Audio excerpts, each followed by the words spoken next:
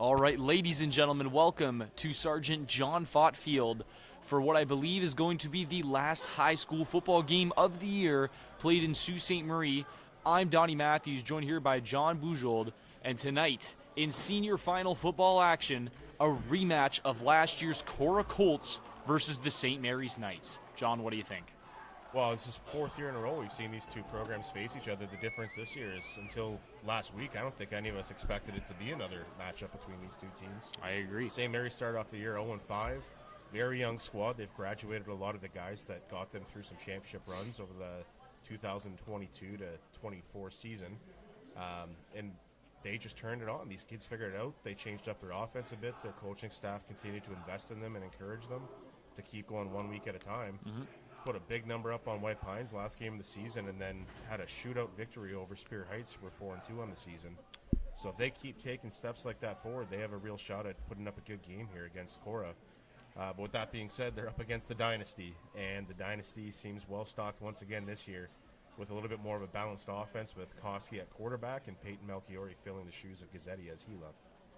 Yeah, you make some absolutely great points there, but your best one is most likely how St. Mary's has grown throughout the year. As you said, they started off a little lackluster from what we expected from what is also a little bit of a young stock squad, featuring a lot of young grade 11s, and watching them change over the season and take a loss earlier on in the year to White Pines, the first win that they brought in-house since 15, 14 years ago, and now, having a big get-back game against them at the end of the season, putting up over 40 points and coming out here and, as you said, taking down Superior, who was 2-0 against them in the regular season, and, coming in again as the second underdog game in a row. This is sure to be interesting, and it looks like they're going to try a little bit of suspicious stuff here on kickoff. As I've said before, they used to run that squib kick right at me. I remember it. But Melchiori and Williamson back to return for the Colts.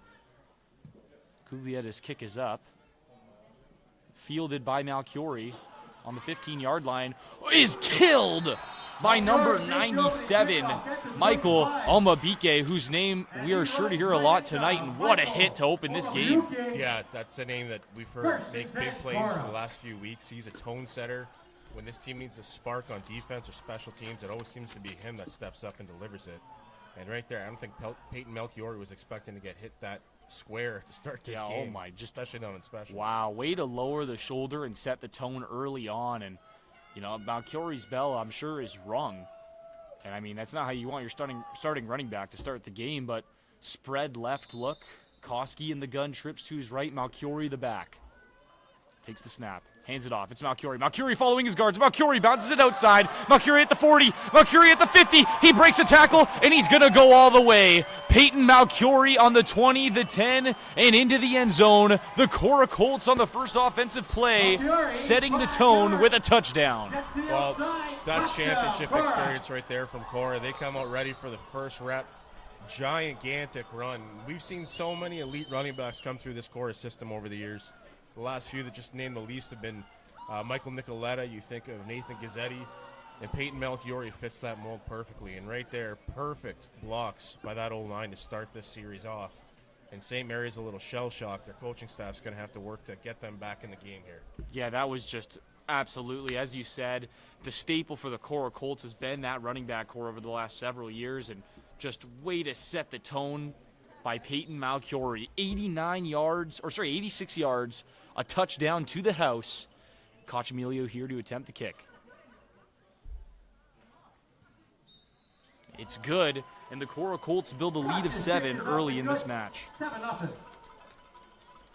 We'll get our chance to see the St. Mary's offense here if all goes well on the kickoff return, and another aspect of the St. Mary's team that's just continued to progress and look different as the season went on. We saw about halfway through they started to go with a wing T type look to their offense, realizing that they were without Alex Hayes after a shoulder injury really early in the season.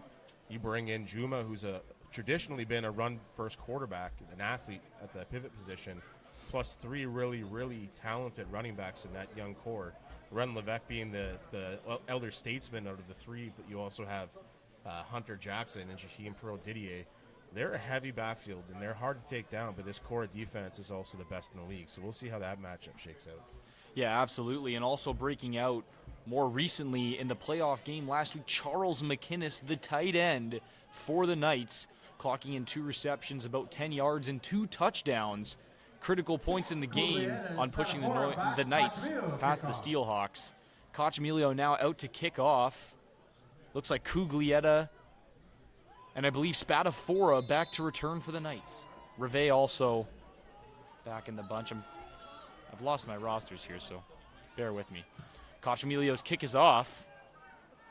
Takes a bounce. It's going to be Cuglietta. Cuglietta up the middle, follows his blocks, runs through one defender, brought down by the second. And out comes the offense for the Knights. Yeah, another weapon this young St. Mary's offense has that's been impressive, not just this year, but for his last few years going up through the high school system is Cole Reve. I like to think of him as their X factor. He's that guy that when a defense is trying to take away their run game, they can throw him a quick swing pass or a bubble screen, slant, something to get the offense going. Because when you get him in space, he becomes a very bona fide weapon in this offense as well. Absolutely, one of the more senior wide receivers in the league. As you Lining see, up in the backfield, yeah, in the backfield. They have used him a little more dynamically these past few weeks. As it's a handoff to Reve. He's hit by the defensive line, falls forward for some good yardage. I believe that's Cohen Manchelenko on the tackle for the Colts. Yeah, and interesting to see him playing that fullback position. And in the wing T, the fullback isn't what you think of it as the old school term. It's more of the between tackles runner. And I think the mentality there, he's not going to necessarily get you as many of those chunk plays or tough runs that are going to break tackles like the other two backs would. But if he does get into space, you know it's a touchdown when he gets there. So I think that might be the mentality of putting him in different spots throughout the day here. Yeah. Now lining up in the tailback position. Yep. Just looking at this offense here, getting set. They're going against a heavy defensive front, and the ball comes out. Reve fumbles it. It's recovered by Cochemilio, and it's going to be a first down for the Colts. And sorry, as I was just saying there, a big front for Korah, really hard to run on. J.J. DeMichael, I believe that's Lidio Braganca, and number 43 as well, Wyatt Jagger. That's almost 900 pounds of man in the front there for the Korah Colts. Yeah, going back to that last play too, I mean, the St. Mary's are trying something different, trying to shake it up, get your star player who you want to see with more touches here in the game today than he normally gets. Unfortunately, for a guy who maybe doesn't carry between tackles quite as often, ball security not quite the front of his mind on that play. Yeah, we'll see if St. Mary's can get a stop to save themselves here. Matching up against a bigger linebacker like Cochemilio, a little bit of a tough position, but good field position for the Colts on the 41-yard line of the Knights. Koski in the gun, Malchiori the back, trips to his left. Motions the receivers. Takes the snap. It's a handoff. Malchiori. They blow it dead immediately. Yeah, you're going to have to think that's on the offense if they're going to blow it. Must be. Desjardins first into the back. Or sorry, that's 96. That's Nathan Gransick in the backfield first for the Knights. Desjardins not on the field for the defense currently. It will go against the offense. That'll back them up 5. It'll remain first down. The Colts favoring Malchiori to the right side as they have trips to the left, pulling the defensive backs of the Knights over there, opening up a lot of running room to the right for Malchiori as they adjust here. Reve coming over on defense to cover Cranston. Koski in the gun, Malchiori the back. Motion in the backfield. It's a handoff to Malchiori on the backside, who's away again, and he's going to go for his second touchdown of the day, 46 yards. Peyton Malchiori is 2 for 2. Well, you know what? This system that Korah runs, a lot of times you'll see them run it with 1 or 2 tight ends. The problem with that when you put 2 tight ends on the end of your offensive line, they start to stack the box on you, and they'll keep a safety home. Really smart play design by Korah to put 3 guys to the left and have a wideout on their right, because what that almost forces St. Mary's to do is play cover 0, and if a linebacker misses at the point of contact, there's no one there to help you if that breaks second level. And we've seen that on 2 plays now.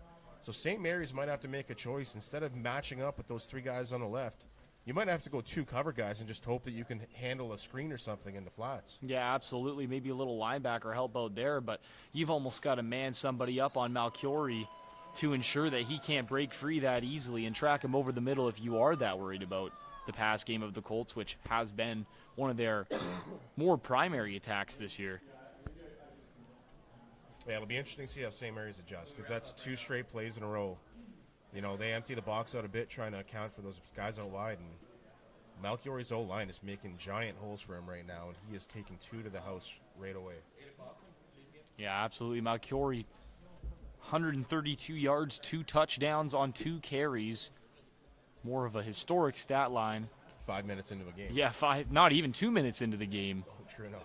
As they're like that is just incredible. And you know, the Knights, I'm sure, are shaken up, but you know, this is more important of a time as ever. You need to strike back early in this first quarter and show the Colts that this game isn't going to come so easy. If any of you recall the first matchup between these two teams this year, where the Knights were only trailing by a touchdown by the end of the game, Aaron Juma attacking heavily through the air, able to make a lot of things happen. And you know, I'm sure things will look that way this drive. And even thinking back to the second matchup, I mean, the score line was a little bit lopsided, and it got off to a quick Korah start. St. Mary's was able to move the ball well in that game. They just couldn't close in the red zone.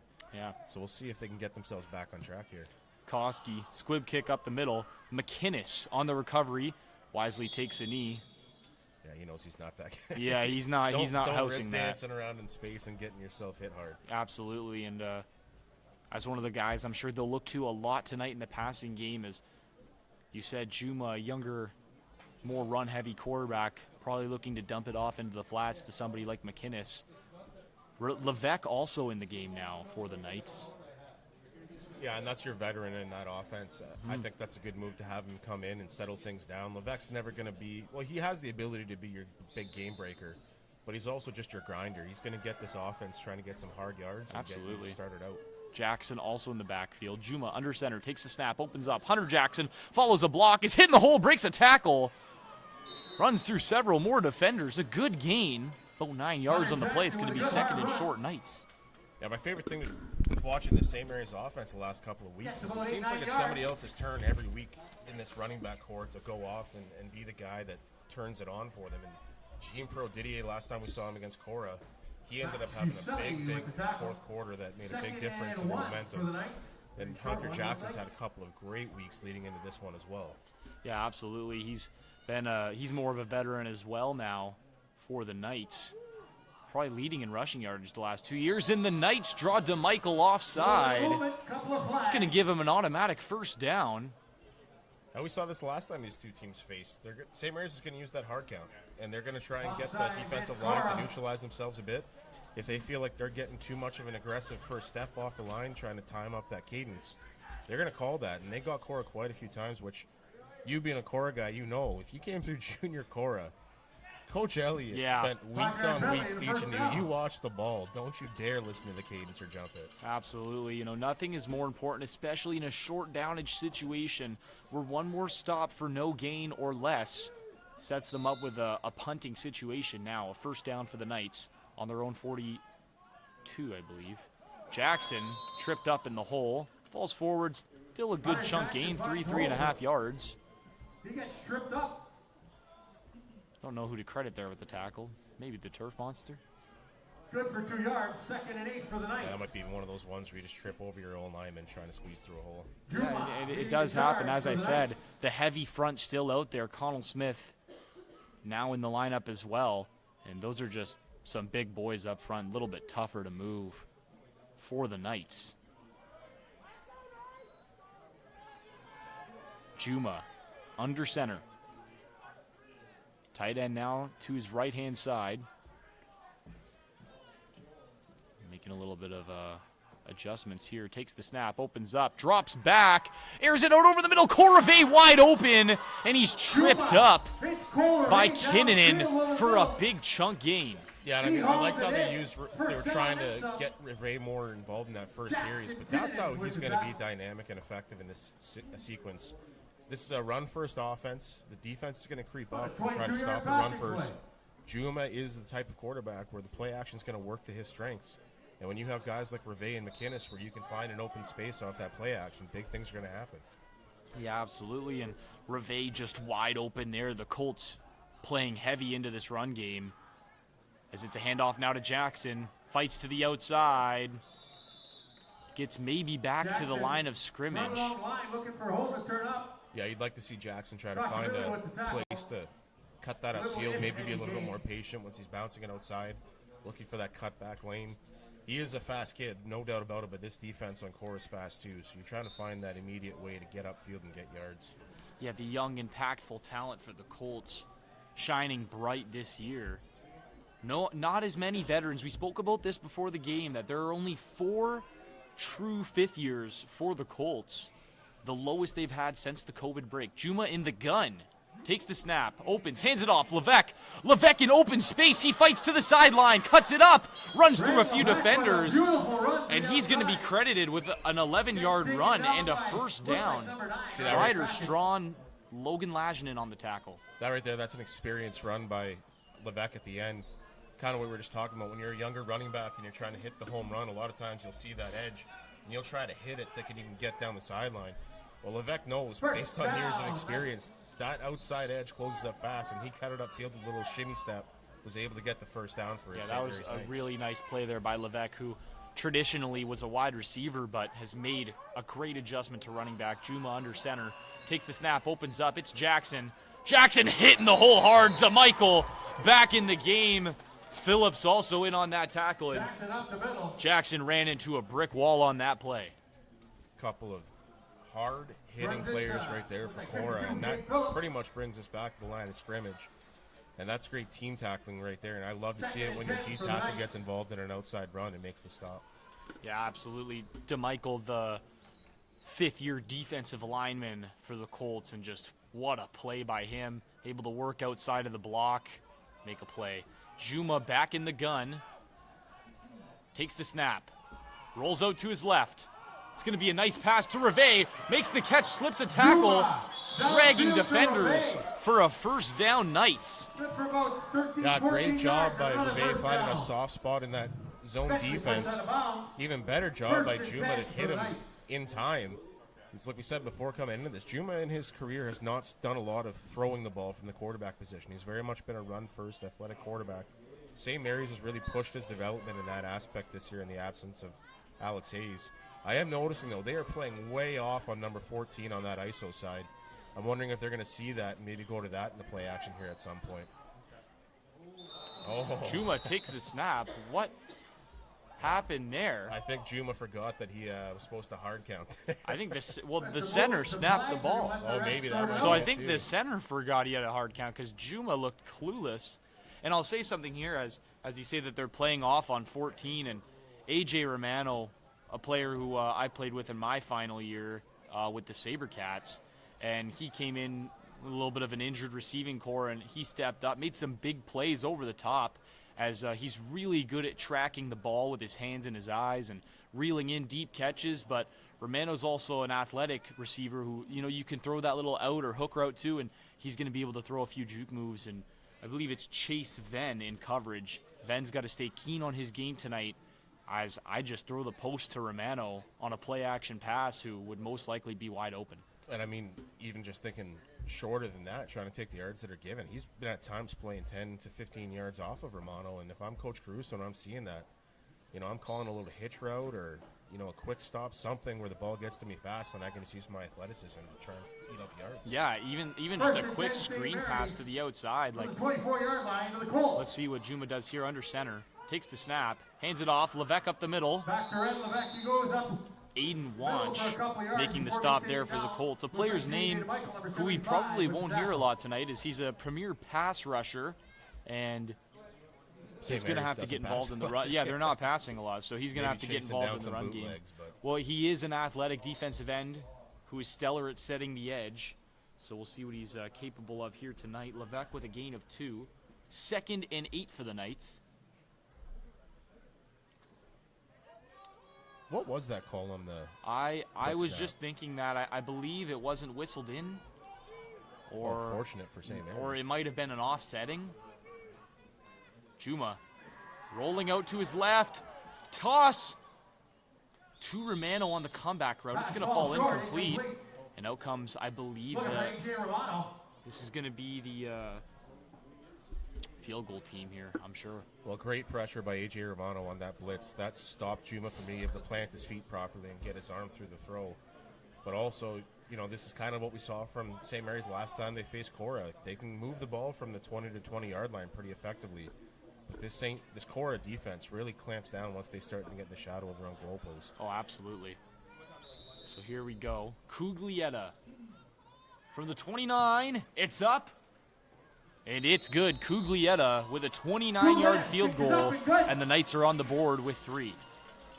Well, that's something to hang your hat on and build off of for next series. St. Mary's, couple of good plays, specifically out of the play action in the pass game.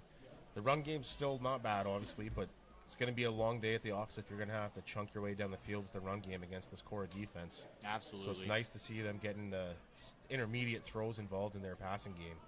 And it worked pretty well in that series. Well, you know, you need to look sometimes to the intermediate throw when Korah's playing the run this heavy. Yeah, they're leaving space right behind them. Yeah, That's where you gotta absolutely. They're in the play-action passes where everything's been at tonight. Juma able to make some great plays. And as I said, Chase Venn in quite well coverage over there against A.J. Romano, able to keep him from getting the ball, but the pass rush there also coming home. And as you said, Juma on his heels. So the Colts hurrying up to the line in more of a heavy set. Take the handoff. Cochamilio up the middle. Cochamilio reading blocks, bounces it out. Good gain. Kent LeBlanc, Aaron Juma on the tackle for the Colts. Gain of 8 by Cochamilio. Korah, for years now, have run this wing tee probably better than any high school program in the province. So when we talk about a fullback, we're not talking about in the traditional sense like we had mentioned with St. Mary's. Cochamilio, your fullback here today, just meaning he's going to be the guy that's going to be grinding between the tackles of this offensive line. A nice chunk play there by their fullback. Yeah, absolutely. Back in a double tight end set. To hand off to Malcurie. Malcurie following blocks, cuts it up the middle. LeBlanc, the veteran defensive lineman, able to bring him down, but not after he gets what they'll call 7 yards. And this is something you're going to see from Coach Ann, and we've seen it for the last couple of years as he's really started to make sure his eyes are on the off surprise. He will use as many packages as he can in a game just to make sure his guys are getting experience running it in live action so that if they need it against a significant team like an offset team, they have experience running all of their package sets. Absolutely. Malcurie again. Malcurie hitting the hole. Good play. Desjardins and Dubois. Big defensive line stop, holding Malcurie to 3. Still good for 3 yards. 2nd and 7. And as you said, using all those sets, this little bit of a hurry-up, double-tight offense, what was once their traditional offense when I played for Korah. And they're using it here tonight. The misdirection, definitely the step up that they have here over the other team. As they get set, Koski under center, takes the snap. It's Cochamilio. Cochamilio fighting his way up the middle.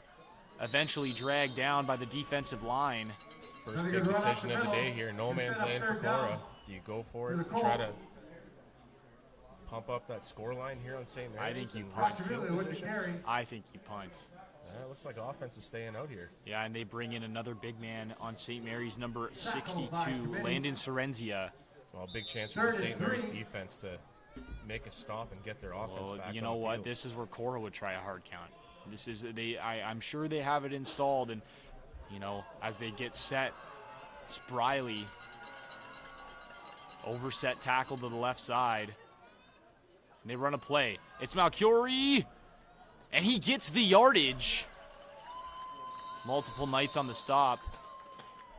First Yeah, down. and that's an oh-man first down right there. Malcurie Absolutely. gets stopped right near the line to gain. And those old linemen just help push him forward for an extra 5 yards or so, and it's still Korah ball here. Well, this is the deal with the Korah Colts offense and the Tom Anik coaching style is, you know, you attack early, and once you get a little bit of a coasting lead, when the other team starts to build momentum, you bring out a set like this. You slow down the clock. You run the ball for short yardage. You know, you don't always want the big plays. And it's about taking a commanding lead. And as they run a play-action pass, Williamson, incomplete by Koski. For Williamson, just out of his reach. But it's all about Clock management. yeah, it's all about time managing the game. I remember when we were at Korah, we used to talk about killing any momentum that the team had against us. And you know, as they go down, they get in field goal range, they kick a field goal, and the Colts have chewed up a good couple minutes on the clock here.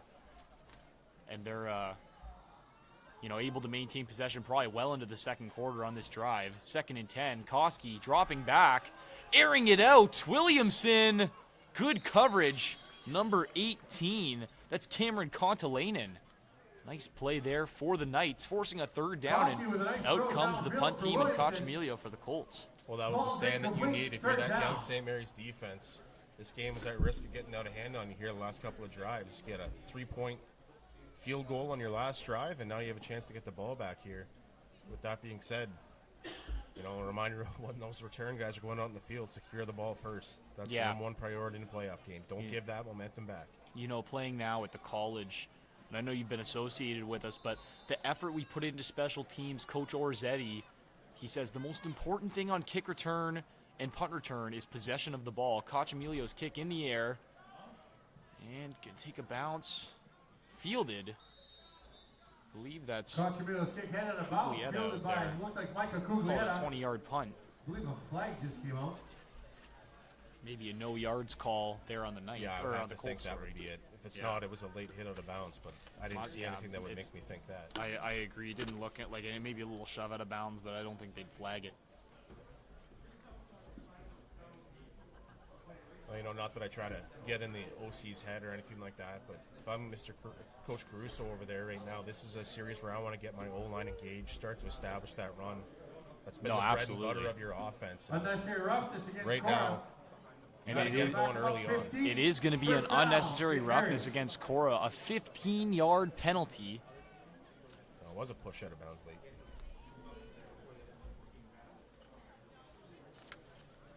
And you know what? That's just going to set St. Mary's up almost where the Colts left off. And, you know, they'll take any sort of field position advantage they can get. Juma getting set under center. Takes the snap. Hands it off. Jackson cuts it back the other way. Finds a hole. Starts to break away, but Gabe Phillips able to make a good tackle there and slow them down. It'll almost be a first down. I believe that was Jackson. Yeah, you know, I've really liked watching Jackson develop as a running back since his days in junior football. He was a younger running back, grade 9 and 10. He didn't really know how big and strong he was. And a lot of times when contact was about to come, he would start to dance a bit or try to embrace the contact. Whereas now, you really see him starting to understand he can run through tackles and he can fight for extra yards at the end of plays. And it's really been fun to watch him develop into this type of running back. Oh, absolutely. Just the way he's turned into a downhill runner. And Juma dropping back, airing it out, and it's just out of the reach. I believe that was Grayson Giordano. He did have his side turned to me. It is Giordano who's out there. It's going to be incomplete. It's going to set up 2nd and 10 for the Knights. Yeah, and in third down football, that one hurts when you're in a situation where you're now playing from 2nd and long and you're a run-first team. And that was the last play of the first quarter, so we'll flip the field. And just looking at it, you know, really unfortunate there that you couldn't complete that pass. Still decent field position approaching midfield. And this is where you need to look to that strong side as, you know, the Colts in the box, loading the boundary. You need to look to the field and say, okay, can we get an arrow route here to maybe one of our running backs who can take it to the sideline, the boundary, go try and get us some more yardage. And, yeah, Juma going to line up in the gun. 2 receivers to his left. Takes the snap. They run the spin series. Jackson breaks a tackle, fights upfield. That might have been a nice stop there. Yeah, Cochamilio got there just in time. And they are going to mark him a yard or 2 short. Good run by Jackson, just not enough. It's going to be about 1.5 yards, but you almost you're in the same certainly spot as go St. Mary's. for it. Yeah. There's Korah now. You're in no man's land, 1 yard to go. A chance to try and make this a 1-score game. You almost certainly go for this. And as you said earlier, that Knights hard count, I'm sure you'll see it here, or even a Juma rollout, which could turn into a QB keep. They run the spin series again. Juma keeps it himself. Juma fights to the outside. Can't get away. Malcury, the ball comes out, and it's recovered by the Colts. Or not Malcury, sorry. I believe it was Cochamilio in on that play. Oh, a big defensive lineman. It's DeMichael who comes up Yeah, it makes with your the heart fumble sink if you're recovery. St. Mary's. I'm told it's That's 75. a J.J. great Michael play. I comes didn't off the see who it ball. was, but there was an elite crack block on the edge there. Yeah. That set that play up. I think it was Should've Reve. been outside. I think that was Cole Korah Reve from the with roll, the big 41. crack block there. And I mean, the thing that was impressive about it to me was originally he's supposed to crack the DN, but there was an edge blitz coming off the edge that Reve adjusted and picked up, and that sprung Juma out wide. And unfortunately, that play ends in disaster as another fumble for St. Mary's. Yeah, two fumbles on the night for St. Mary's. Not what you want to see. Quads to the left for Koski. He hands it off in the backfield. I believe that's Malchiori. They might give up a loss here. Or no, that's Manchelenko, the running back on that play. Manchelenko with the carry. 0 yards. Gets stopped at the line of scrimmage, second down. Well, it was a really nervous start for the St. Mary's defense, but I'll tell you what, these last couple of offensive series for Korah, this defense is settling in. He's starting to make it more difficult to run the ball on them. With that being said, we could be one play away from another Malchiori breakout pass. Some of the vets in there now, Wingash Shawana and Will Iadance. Quads again to the left. Koski dropping back, airs it out, and in and out of the hands. I believe that's Grayson Avery. Pass intended for Grayson Avery. Koski with 0 completions on the night. And out comes the punt team for the Colts. Well, aside from the first 3 offensive snaps for Korah in this game, 2 of which went for long touchdowns, this game's starting to settle in. We're starting to feel like we're in a bit of a battle here. If you're St. Mary's coaching staff, you're just reminding your kids, jitters are out. We're in this game. 1 score down if we score next. Great job by the defense. Really make sure you give them the kudos on the sideline. The Knights out there. The grade 13s on this Knights team, the ones who experienced the championship win 2 years ago, wanting to fight for another. As it's fielded by Spadafora, about a 30-yard punt. And a nice tackle there by Jackson Kinnunen.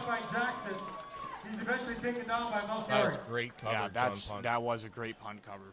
I don't even know if he got 2 or 3. Oh, and he got an injury here. Looks like Spadafora might be down with a twisted ankle of some sort. Oh, that's unfortunate. So maybe good time to go to a break, and we'll be back in a few seconds.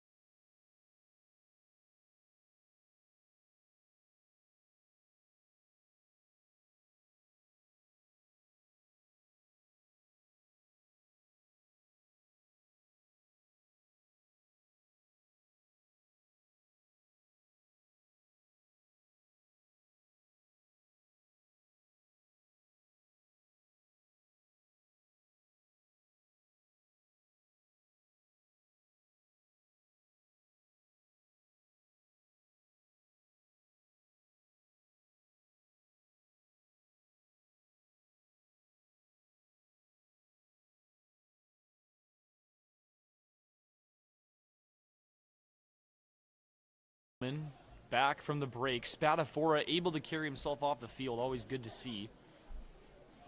It'll be first down for the Knights. Coming out in a spread look. Juma in the gun. Trips to his right. I'll call Levesque a receiver, although he's going to get more of like a wingback stance. Yeah, he's just quite wide out there. 3-by-3 on the tackle. He takes the snap. Looks wide. Giordano, and the ball comes. Oh, they'll call it incomplete. Koch Emilio with a big play, though, able to get there. At least, you know what, honestly, it's a little bit of a better situation there for the Knights, as if that screen had been completed, you'd lose yards. So, I mean, honestly, a blessing in disguise, as it'll be 2nd and 10 only for St. Mary's. Yeah, just surprising to see the St. Mary's play calling going the way it is, just with them being so run heavy. Maybe they're trying to see if there's some soft spots in the passing game here early on. It just doesn't look like it. Juma in the gun, takes the snap, rolling out to his right, airing it out deep. Wide open's Reve, who makes the catch, and he's off to the races. Reve, Kinnunen, and Chase. And he can't get there. Cole Reve with a house call. Beautiful out pattern. Well, first of all, perfect spot to put that ball if you're Aaron Juma. 74 Put it up there yards and let for your the guy go touchdown. get it. But what a catch by Cole Reve in stride, reaching out and grabbing it, not losing any speed while he Beautiful picks the throw ball by in the Juma. air. And we talked about it earlier. If there's an X factor on this St. Mary's offense, it is the deep threat. It is the dynamic guy in space that is Cole Reve. His grade 11 year in high school, he led the entire loop in touchdowns in the absence of Nate Carter. And now even as one of the older players on this team, continuing to shine in an offense that's had to reinvent itself since their championship years. And just, way to take that all the way, breaking a hand there from the defense. And Cuglietta's kick is good. And St. Mary's on the board with 10 points. Well, you know what it felt like the first couple of minutes of this game. What was it? We said 2 minutes in, Melchiori had 132 yards rushing and 2 touchdowns. Well, this game's settled down now, and we've got a showdown between two of the teams that know each other best in Northern Ontario. And as you can see, the crowd here for the Knights, very excited, very involved. Love seeing good crowds out at high school football games. And just, way to call back. And the Korah Colts, an entire quarter now off the board. Not a great look, as you said, for the dynasty team who's looking to stay in this game. Going to get another shot on offense here. Yeah, and you'll see how Coach Annett and Coach Hankinson react now. Like, what package are they going to come out with now? Are they going to play conservative still, or are they going to go with a new package that's going to try and get some quick scores, some quick yards? Might have forced their hand to be a little bit more aggressive in their offensive strategy here in the second quarter. And you know what? They've also got to look out because St. Mary's, I'm sure, is going to come out aggressive here. And could you imagine a pooch kick from this formation with one guy out wide? There's no one there, or as I say, that Ryder Strawn widening in coverage. As I would kick it right over to about the number 40 or where the number 35 would be and just have somebody race down there and try and get it. A nice sky kick, but St. Mary's. Okay, they're going to spread out wide to a traditional kickoff. Cuglietta. It's Malchiori and Williamson back to return. Cuglietta, kick is off. Looks like it's going to be Malchiori from the 10. The 25, up the middle, Malchiori. Run down, number 97. Amabike with his second special teams play of the game. Good return by Malchiori. First down for the Colts. Katie with the tackle. Yeah, Amabike continues to be the effort guy on the St. Mary's defense and special teams. Had a couple of pass rushes on that last drive too, so waiting to see the big play that he eventually and inevitably makes on defense because he's always good for a couple. Absolutely, as he had a big game last week in the semifinal. Out come the Colts. Number of large offensive linemen out there. It's also another one of the staples from Korah. Connell Smith, Logan Frost, Eli Pavoni, Andrew Church, all big contributors on that offensive line. Jojo Spina, the center, who's commanded down there for them his second year now as he runs out onto the field. Looks like another line. yeah, that's the center there, making his way out, taking his time. And another, yep. On comes Nolan DeLuca. Oh, that's why. You can't start the drive without a ball. Oh, yeah, that's it. I was Okay. wondering why the officials were giving them so much and time. they give it to, and now, okay, Jojo's coming back to the other official, spot ref. He'll place that. Okay, and now we're in business as the Colts get the huddle set. Something they didn't do until recent years. They used to be an on-the-line offense as they get set Back quickly. in double tight end. Yep, Koski under center. Takes the snap. Malchiori, it's a pitch to the outside. It's a race. Palumbo, he gets away. Spins off a tackle. That's Desjardins, 93, able to catch him at around midfield. 22 yards downfield before being Not a lot of running backs out there that at full speed can do a spin move juke Yeah. down the sideline. Yeah, that's stay impressive. In bounds and get another 7 yards. Yeah, Malcuria, a very balanced back. What do they call that there? 22 yards. Good run. Good blocking up front by everybody as well. And, you know, as the box is this loaded, Mateo Palumbo attempting to get out there and get Malcuria, just unable to catch him. Colts getting set. Koski takes the snap. Malcuria again. Malcuria cuts it up and is brought down after a short gain of 1. Good play by the defense. I'll tell you what. Tyler Cady, good play. The Korah is gearing up for that crisscross counter right now. They had Lajinen come tracking back as a kick-out block from the opposite side in that wing spot. And they're just waiting to see if St. Mary's ignores him or tries to evade his kick-out. Because as soon as they do, that play is going to be there for the taking. Oh, absolutely. And here they come in the more spread offense look on 2nd and long. Lineman coming out for the Colts. Avery out wide. Koski in the gun, trips to his left, takes the snap, drops back, airs it out. Wide opens Williamson. He makes the catch. He's up the sideline. Goes out of bounds. He's run out of Yeah, bounds. nice little quick out there by their leaking. 60 yards. I didn't see where Williamson started out, if it was in the backfield or at a wing back position or not, but nice little job on a quick out. And a great job by Koski to hit him in stride and force that defense to angle back and give him more than enough for a first down.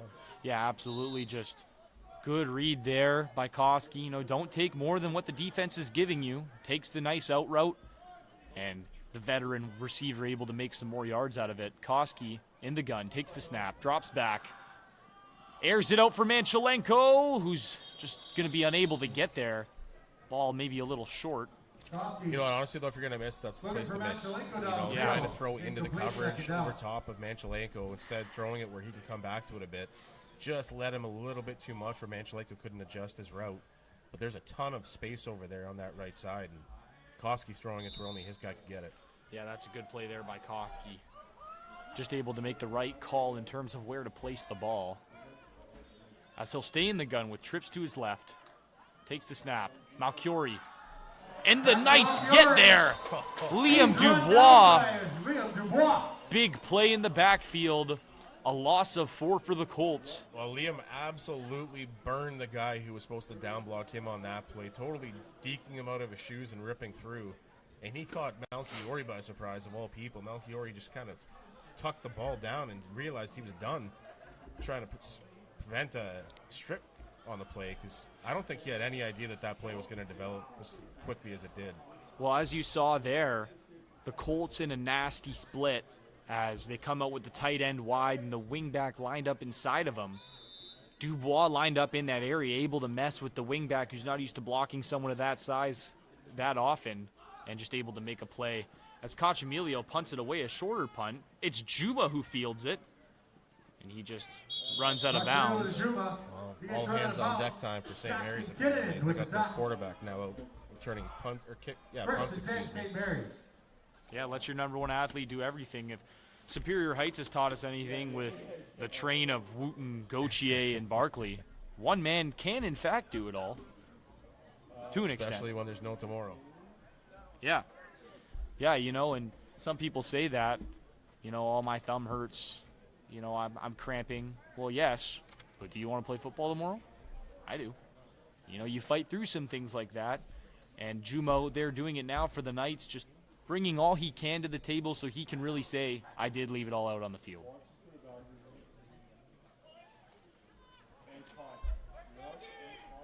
Here comes the Knights offense. Juma under center. Takes the snap, hands it off. Jackson with room. Hits Phillips. Not after he gets 6 yards. Good gain by Jackson.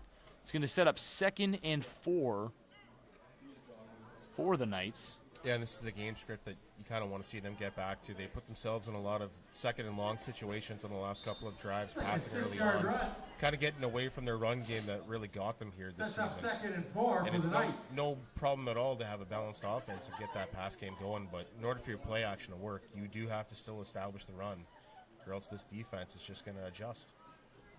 Yeah, of course. And as you say that, they do send in another linebacker sub there.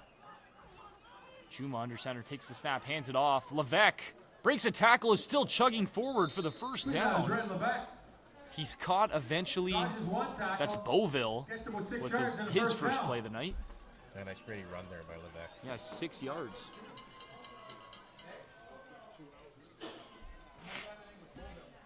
Number 9, Evan Beauville with the tackle. So it's going to be a fresh set of downs for the Knights, and as you said, between the 20s, able to move the football. We'll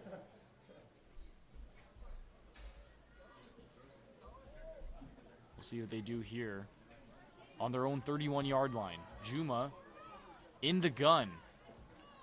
Their spread formation on the field. Reve to his right. He takes the snap. They run the spin series. It's a handoff. Jackson, patient, and it pays off. Hunter Jackson into space. Beauville and Kinnunen able to track him down. Good gain, 8 yards. Flag on the far side of the Oh, play goodness. there. So that was after the play. Well, that's better. You just, if you're St. Mary's, you're finally able to build a little bit of momentum late here in the first half. You just can't afford any sort of penalties. We'll see what official Edwards has here for us. So unnecessary roughness on the offense, unnecessary roughness on the defense. Offsetting, repeat, second down. Yeah, or so it'll be second down, yeah, because those are both dead ball fouls. Yeah, it'll just negate the penalties entirely, and they send in the play here with Cole Bailey, who runs onto the field. Second and short for the Knights, and you know, it's a gutsy call, but this is where you take a shot. With such short yardage, your run game's been more productive lately with Jackson. I'm taking the deep shot here with a shot at getting a touchdown with Reve. Or even play action with a quick little arrow or a quick out. Absolutely. Get some chunk yardage. But they just go with the quick handoff in Levesque. That's going to be a tight spot. I think he got Just it. got enough, I think. They'll call it a yard or two. Yeah, I'd call it a first down as the initial push got there. St. Mary's. Good run by Levesque. I mean, I almost think our camera would just be a little off on the angle, but from where we're sitting, it Yeah, looked it like was. he just creeped over He the had line. just gotten there. Good spot by the referees. And another good run by the Knights, able to set up another first down. Korah, big, heavy linebacker group here.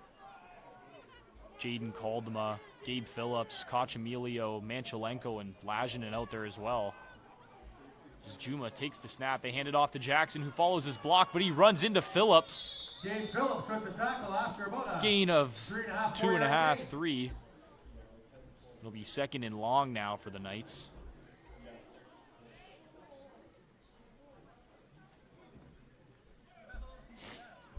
In the final 3 minutes here now, so clock will move a little slower moving forward. And you know what? You need to take a shot in the air here eventually. Don't know if this is the time. You don't want to set yourself up with a third and, you know, what are they on, 7? So maybe another outside run here. And look at the strong side of the field. The Colts coverage players here on the left.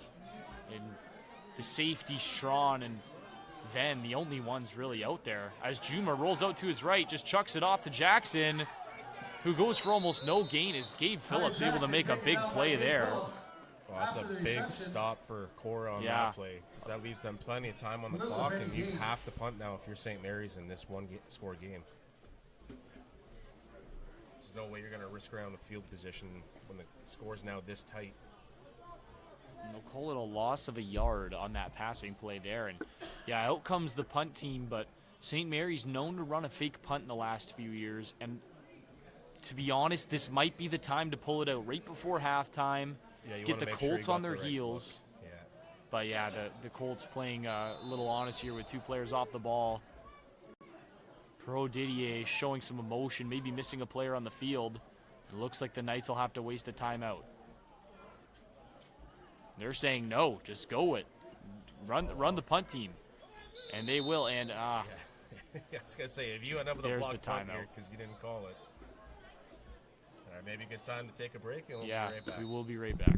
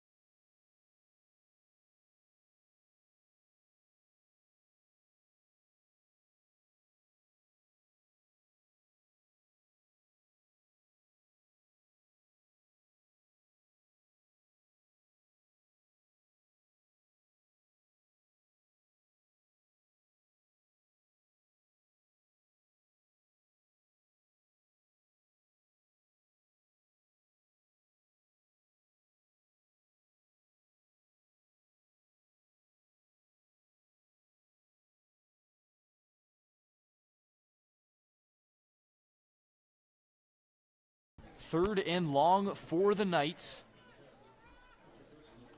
12 on the field now officially, and they don't have 7 on the line, or I guess they'll just say they're good. Short. Giordano with a sky kick. Off the hands of Lajinen, but they're... If they don't call a 5-yard penalty there, though, that's there were crazy. about 4 people within the 5-yard halo. I got excited, and then I realized that no, but I don't it's not see going to a flag matter. down. But I don't know if any of the referees had a real good angle on it, as they were all behind the punt.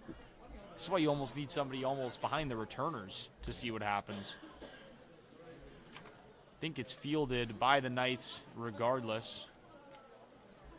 Or, sorry, by the Colts regardless. Yeah, if St. Mary's Lashman came up bailed with out. That would have been at the end of huge. it, that would have been a Yeah, huge it would have been massive.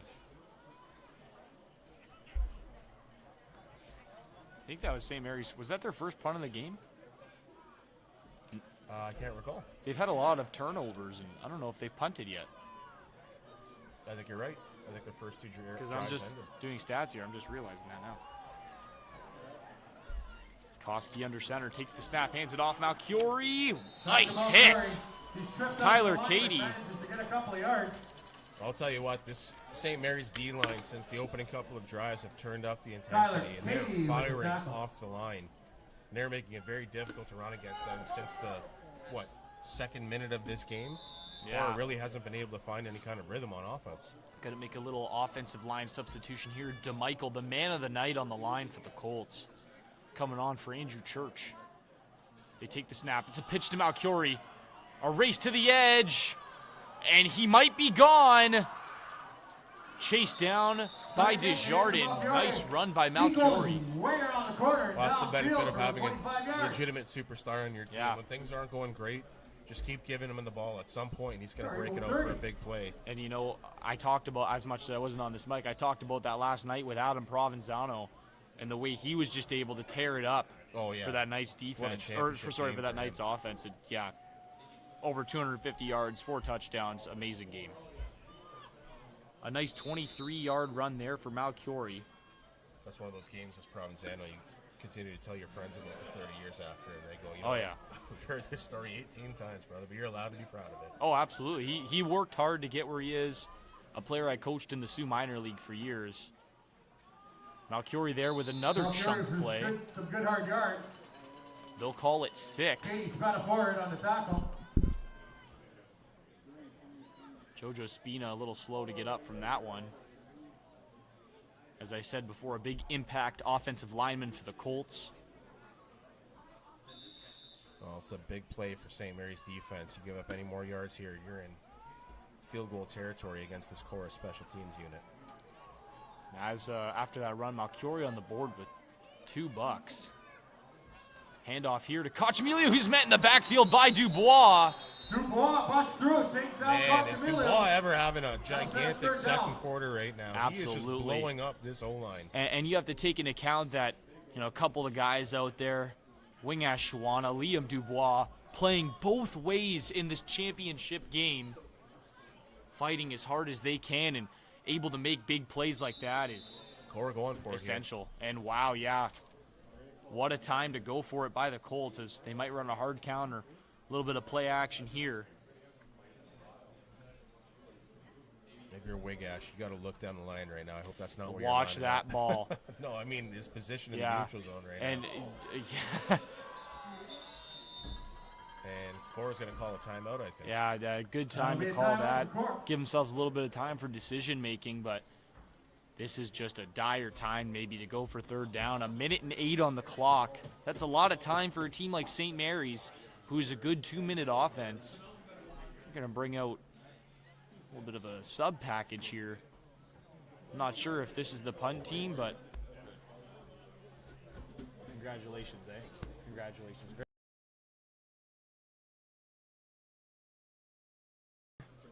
And 5 here. Manageable, not manageable. You could argue what this field position is, but just looks like they've got, maybe they're going to go for a field goal. They do have some extra players on there. Yeah, I'm waiting to see. I'm curious about this decision because, I mean, if you are Korah and you get this 1st down, you'd guarantee that you pretty much end the quarter and the half with the ball in your possession, and Yeah, potentially a full score. almost certainly. But against the St. Mary's defense or offense that's already shown you once today, they have a deep ball if they need to hit it. You don't want to give them a minute and 8 on the clock when it's the final 3 minutes of the half and this clock stops after every play. Out here with the chip. They will attempt a 41-yard field goal. I believe one of the longest of this year. Koch Emilio, for those of you who follow him on Instagram, know he has a boot. 41-yard field goal attempt. I'm excited to see this. The ball is snapped. The kick is up. Short. And it's short. Lands at the 10-yard line. Cuglietta picks it up. Breaks away from a tackle. He's up the sideline. Fuselli able to bring him down. Good return there. Yeah, I almost wonder if there could have been a blindside block there on that return. But that's a risk you take when you have a field goal from that distance, 41 yards out. Do you commit to having the lineman you need to get the field goal off, or do you commit to having the coverage guys to get downfield if you miss? And I think that and on that play, I don't know if they had the coverage guys they needed. Or and honestly, I didn't really get a good look at what happened, but Koch Emilio, an experienced kicker, you almost wonder if, maybe there was some pressure there to have to kick it high like that. But, he's going to shake that one off as a guy who plays both ways and on specials for Korah. He knows, you can't hit them all. That long of a field goal, sometimes you have to fight the urge to try and put a little bit more into it. It's just like golf. When you try to hit the ball as hard as you can, sometimes you don't hit it clean at all. I agree, yeah. I hear you. They run the spin series. Jackson follows his blockers. Koch Emilio able to make up for it in a sense. Good play. Jackson gets about 4 yards. That's a great tackle. Yeah, Jackson is not a small guy, and for you to wrap him up high like that and not let him get forward momentum and end up dragging him backwards. Great tackle by Koch Emilio. Definitely undersized. Doesn't play like it, though. No, he's definitely a short, powerful dude. Like, watching him play the game, the way he can break through the line and turn on the jets as more of a fullback type. It's just great by him. Great athleticism in general. And then dynamic, right? Able to punt and kick the ball. And St. Mary's here going to take a timeout of their own, 2nd and long, and Coach Cruz is going to try and dial something up, and we'll just take a short little break.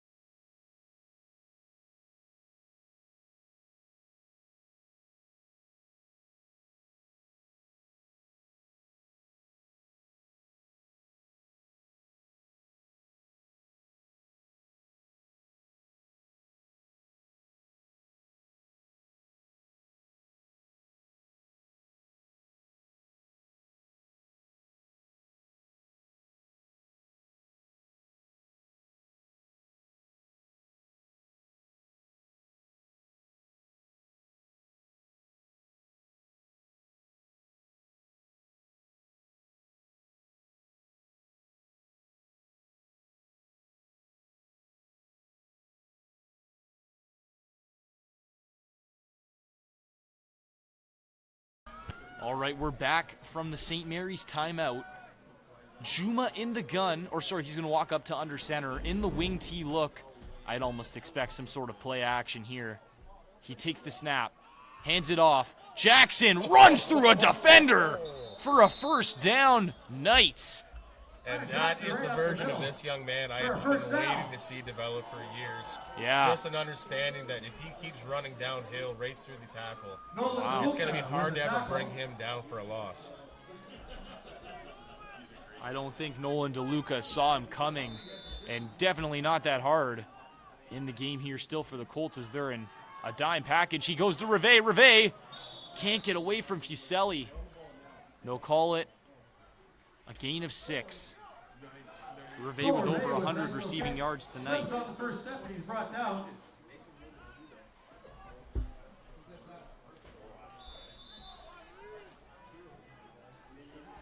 Juma in the gun, takes the snap, looks to his left. Giordano breaks a tackle, falls forward to the 50-yard line. A 12-yard catch and a flag after the play. And it might go against the Colts. Giordano some extracurriculars on the tackle able to get up. That's good. We'll see here. Referee Chow calling it from the far corner. He would have had the best look at it if it did happen. Just realizing wide receiver Lucas Spin. Haven't we seen haven't him seen out on here the field yet tonight. today. Might be battling an injury. An unfortunate loss as he's been an impact player this year as well for the Wow, Knights. this is a big penalty here. Unnecessary Yeah. roughness against Wow. the Colts, and that's going to put St. Mary's at the 35-yard line with still 16 seconds left to go. This is where you try a few more plays. You still have, I believe, a timeout on the board. Actually, possibly not, as they had to call that one for the special teams earlier. Yeah, just don't throw a pick six here. Yeah. You're in field goal range right now. Juma keeps it for himself up the middle. Beautiful. Good play by Juma. And another flag, another one. In comes the base defense now for the Colts. As And you have to think that's going to be Wow. a 15-yarder against someone. That was Oh, after yeah. the play again. Yep. We'll call it a 17-yard run for Juma. By the way, what a hole that O-line created. Just parting the middle of that defense for Juma to slot right up on that run option. Juma having himself quite a night tonight. 124 passing yards, 1 passing touchdown. Unnecessary roughness against St. Mary's, and that'll back them up. And it's going to go against the Knights. But you know, with that sort of field position, you're still in field goal range just outside your own 30. Definitely, and it's going to be at the end of the play as opposed Yep. to where the penalty happened against Korah. So That is a little bit of a better spot. But, man, you want that one back. Juma coming out here. It'll be 1st and 10 for the Knights. From their own, from the Colts' 33-yard line. yeah, and if you're St. Mary's, if there's a lesson in that for later in the game, it's, if things start to get a little dicey out there when it comes to the chippiness on the field, don't answer back. Yeah. 'Cause that just cost you a chance to take the lead here at half. They hand it to Jackson. Jackson to the outside, follows his blocker, goes out of bounds. And I think this is field goal time. Here they come. Coach Caruso with the wise decision to just take the points. Sorry, get it in with the tackle. 6-yard run by Jackson. I believe St. Mary's will try the field goal. Having himself a productive night. It'll be time to kick it. Cuglietta from 35. Almost a Maybe 34. 35-yard field goal.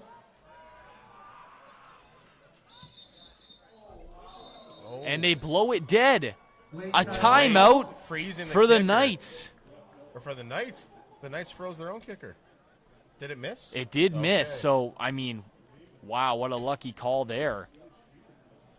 We're going to run out here. Coach Crusoe will have a few words with the referee. And, yeah, you know what? That's perfect timing almost. If you're the one calling that timeout, if the one thing I'm asking the officials is, did I have time to get that whistle blown before that ball goes off? Because I do not want to see that ball go through those uprights if I'm calling a timeout. Yeah. And it doesn't get into the officials on time. Yep. Ladies and gentlemen, end of the first inning. It's 0-0. With the LA and the Blue Little Jays update in the here. World Series. Blue Jays aren't down, so it's a good day. Yeah, they had a chance there with 2 men on. Kirk And at the plate. The Colts are in a little bit of a special set here. Oh, I see. It's the field goal block set. That's why the defensive end's in a weird spot. I'm like, that doesn't look right. And that might explain the timeout, too. Yeah. I don't think that their O-line was prepared for a stack. The kick is up. And it's good. Last play of the second quarter. Wow, Or that no, is there's still 6.6 on the clock. 13. But good timeout at the end of the day. Yeah, Cuglietta going to stay perfect on the night. Great kick. And I'm sure Coach Crusoe's glad that he called that timeout now. But the Colts facing diversity 14-13 in this city final matchup. I think. Oh, no, you're right. You're right. thought they applied it to the wrong side there. For a No, second. no, it's yeah, that's tough. And you know what? I'd almost come out later and say, Cuglietta, you got to boot this one through the end zone, man. I don't know what to tell you, but you got to find a way to get it over everybody's head. And I remember the one game we had lost to St. Mary's in the last OFSA championship run that we made. A Rouge decided. The Rouge is what won it. It was a 15-14 game. Daniel Bumbaco able to put it out of the end zone. The Colts will take a knee, a little bit of messing around down there. Guys having some fun. That'll be halftime. My name's Donnie Matthews, joined by John Bujold. We'll see you all after the half.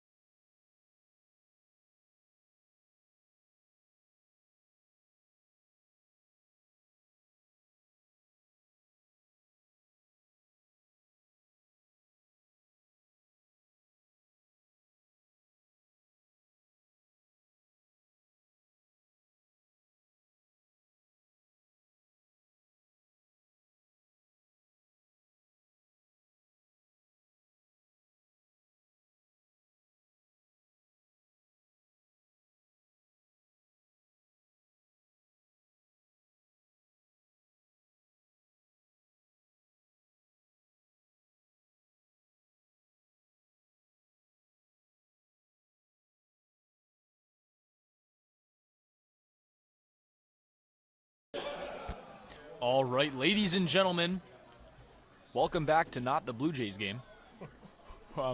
Welcome back to Sergeant John Fott Field for the second half of what's been a thrilling senior football final so far. The Korah Colts with 14 points in 2 minutes to start the game. The St. Mary's Knights defense stepping up, standing strong. The shield, so to call it, since the first 2 minutes of the first quarter. And their offense being able to put a touchdown in the end zone. Cole Reve for 74 yards. And Cuglietta, the man of the night, or the man for the Knights. 2 field goals in the first half. They trail only by 1. The Colts to kick off. So the Knights here with another opportunity to produce points. It's going to be an exciting matchup. John, what do you think? Well, 2 minutes into this game, it seemed like it was going to be another year of Korah dominating a championship game here in the Sioux. And, kind of felt like our suspicion of this Knights team just being too young and inexperienced, not being up to the moment. But what we've seen from them for the last month or so is they don't bow down in a moment where things don't go well for them. This team continues to grow. And we talked about it coming into this. We want to see if this was another stage of growth coming into this week for this young team. And the way they rebounded from those first 2 minutes of the first half has been absolutely crazy. They have shut down this Korah team for the better part of an entire half, have chipped away at it, and now 1 point down. And they believe in themselves going into the second half. You have to believe that. Yeah, absolutely. Just, the narrative shift in the season taking place in this game as Koch Emilio boots it all the way down inside the 15. It's number 18 on the return, a new number back there as Lajinen pokes the ball out, and the Colts may have recovered. I don't know. Yeah, I don't think Korah's not celebrating like they recovered. Oh, would that have been another big turning point in this game? But I didn't even know who that was. Number 8. That's Contalainen, the DB back there, returning now for the Knights. An all-star this year in the senior loop. Yeah, another jittery moment to start another first half for St. Mary's. We'll see if that's the last one that they have here, because if they continue to dominate the way that they did for the better part of that first half, Korah might be in a situation where they have to come up with something at some point. No, absolutely. They're sure to make a big third down call eventually. As Juma airs it over the middle, Reve in open space. Tries to make a DB miss. Good tackle by Jackson Kinnunen. Not after a big gain, 21 yards by Cole Reve. Cole Reve. Well, we talked about it coming in. I think I mentioned going into the opening series. The workhorses of the St. Mary's offense are definitely their running backs, but their X factor is Cole Reve, because he forces this defense to be conscious of the pass game too. And he's had a huge first half, and now he starts up this one with another big play to start it out. And now it's a handoff. Hunter Jackson hit at the line. Drags defenders forward for more than 8 yards. Looks like it's going to be, it's going to be 8 on the spot.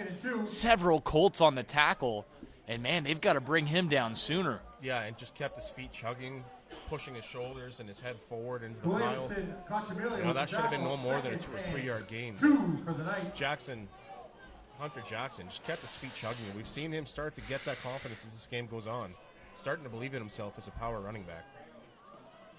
The Colts here facing the March of the Knights. A little bit of a blitz getting dialed up here as they bail. It's another handoff to Jackson, who finds the hole, bounces off tackles. Launch able to wrap him up eventually, but man, Hunter Jackson, a gain of 10 yards and a first down for St. Mary's. Well, don't let that young man start to believe that he's just getting started and heating up, because he's running with a purpose right now. It kind of reminds you of that, like, Derrick Henry tempo of a game, 100%. Where as the game goes on, he starts to run harder and harder, and he's trying to take the will out of this defense. He's big, bad, and fast, and if he gets into open space, it's good luck to whoever's chasing him. Hunter Jackson, him and Malchiori battling as 2 big running backs in this league.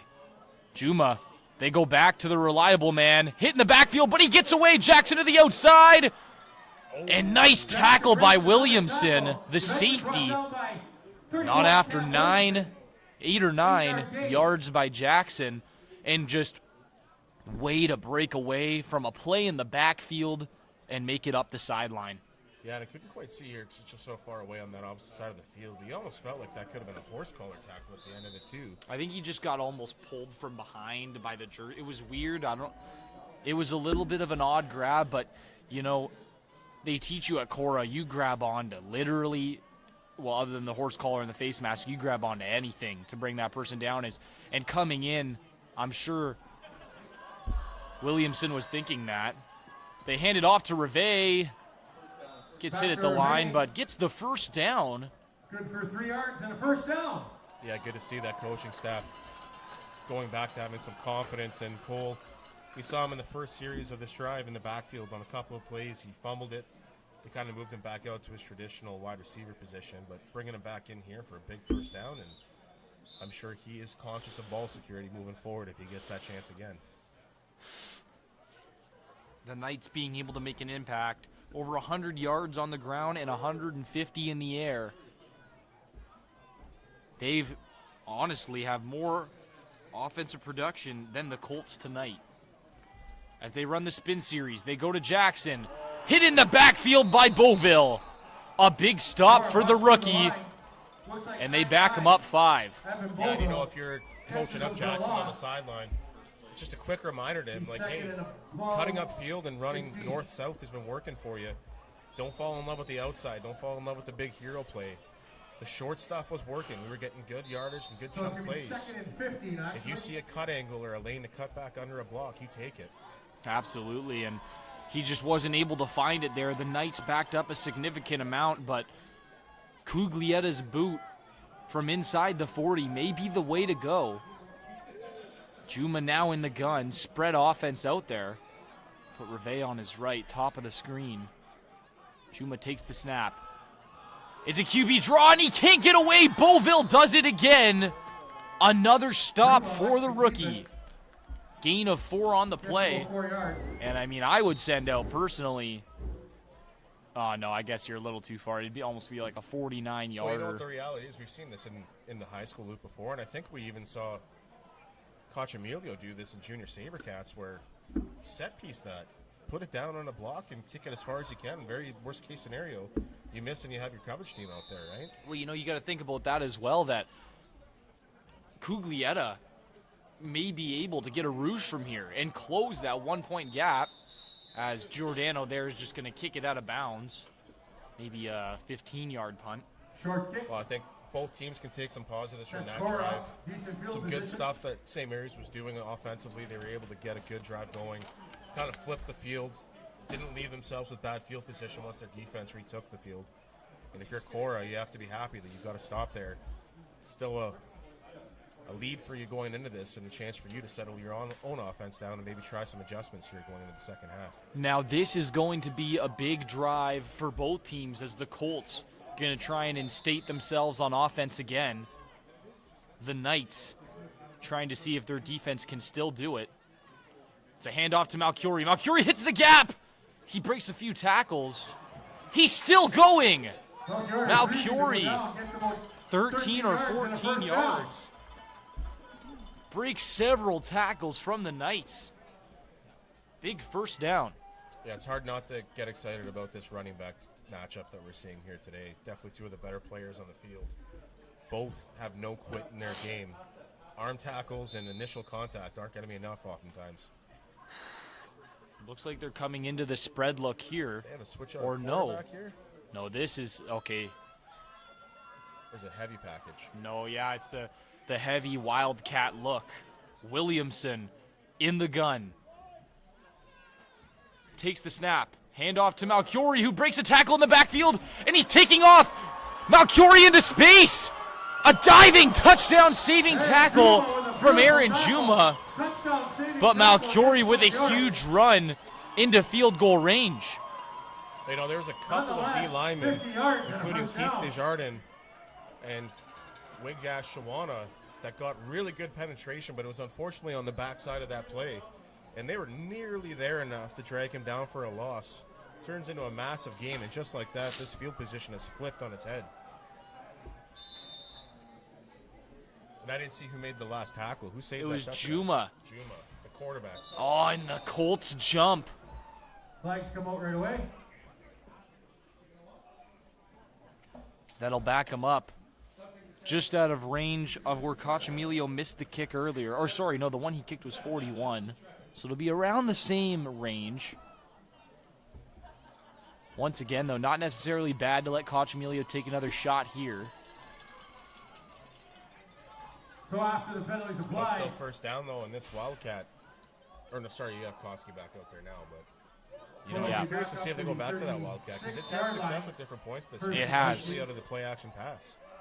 Koski takes the snap, drops back, looks over the middle for Manchelenko, who makes a catch in open space, and Manchelenko to the sideline. he dodges one. Oh, and is dragged out at the 1. Bounds right at the 1. You know, credit to Koski on that play. He had a ton of pressure in his face, and he was just waiting for his guy to get open, knowing that it was going to be there. And we talked about it earlier before, too. He just has a tendency to throw the ball where only his guy can get it. It might end up being an incompletion, but when he lobs it into that space, he knows his guy's going to be going to that area at some point, and he's throwing it with anticipation. And on that play is a perfect example of it. He led his guy into that open soft spot in the zone, and it turns into a huge play. And Koski here just going to keep it himself under center.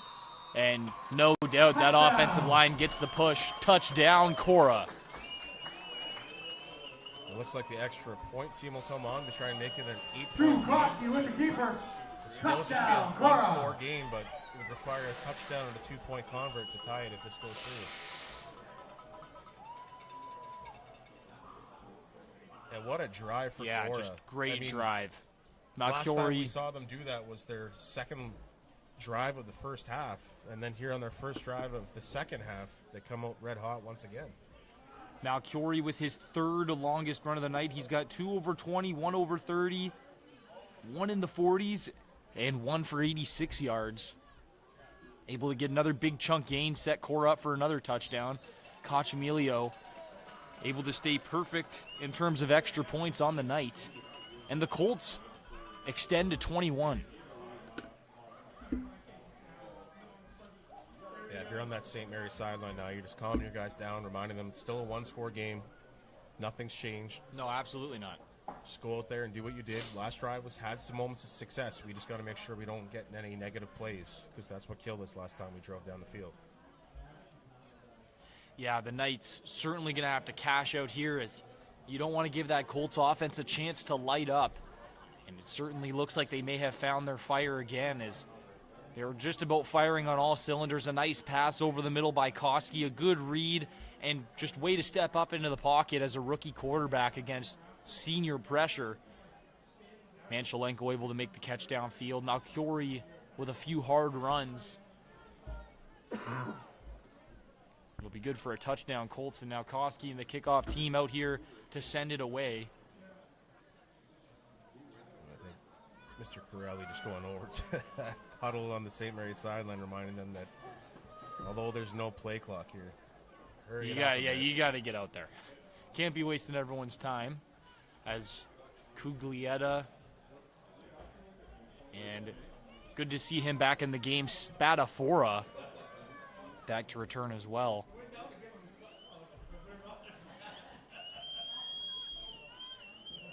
Big point in the game here for the Knights. A good field position return would mean everything. They have also not looked tonight to the tight end McInnes or the backup running back Perot Didier, who had a big game against Korah in their last matchup. Cochamilio sends it off to Spadafora. Takes the ball. They run the reverse. And Cuglietta with room. Up the sideline. Cochamilio going to have to be the one to make the play there after he comes up to the 45. Little handoff. Cuglietta. And and a lot of extracurriculars here. come on, and that nice return by Cuglietta most likely going to be negated. Well, I couldn't tell if it was open hand or not, but I think there might have been a St. Mary's player that even threw a punch in that play, and that would be an ejection if that's the case. Yeah, you just can't be doing all that. In a game this close, means so much for both teams. Do the Colts two-peat, or do the Knights take back the crown? You can't be doing that. And I mean, you may be facing negating penalties, but it's not worth it. You know, if somebody's going to say or do something, you let the referees deal with the situation, and that possibly could have turned out to be a penalty against the Colts, but now it's looking like it's going to go here against the Knights. I'm just waiting to see. Whatever it was, it's not requiring an explanation to the bench yet. So unnecessary roughness against the Knights. Let's see, this looks like that was the only foul on the play. Or no, they may have been offsetting penalties. Oh, or no. They are leaving it there. Nope. No, they're back. Oh, yeah, there we go. Yeah, and if you're St. Mary's too, like, you know, you're in a chance to get back the championship after 2 years in the most unexpected way anybody could have imagined this year. To start the season 0-5, to continue to grow and just build your momentum to the point where you're back here and in this championship game, legitimately in it. You know, if it's a guy on special teams who's only there to do his job on special teams, like, you can't be letting your teammates down with a big penalty like that. What's going on here? I believe they were negating penalties. Okay.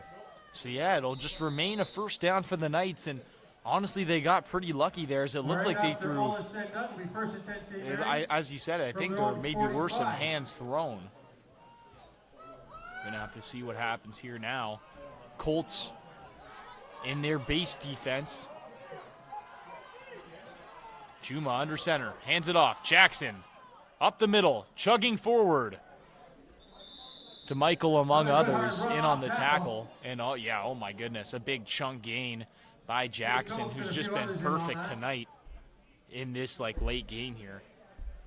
Yeah, he's just a strong downhill runner, and as this game goes on, he believes more in his role and starts to fit it more and more. And on that play, again, first initial contact at about the 3 or 4 yard line gain, he ends up just trucking through the crowded defense for another 4 yards.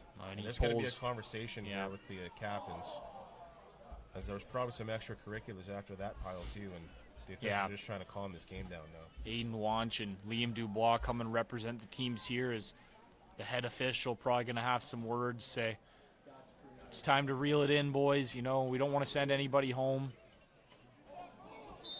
It'll be 2nd and 1 for the Knights, and I'd take a shot, personally. Juma under center. They just run the QB keeper. He spits out underneath the pile. I don't know if I've ever seen that before. That was so odd. Sneak where the quarterback literally sneaks between all of his offensive linemen that are pinching up the middle. Yeah, that was interesting.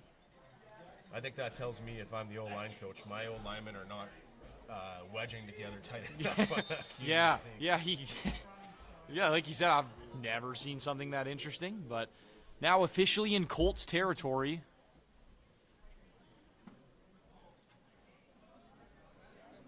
Juma and the Knights with a fresh set of downs.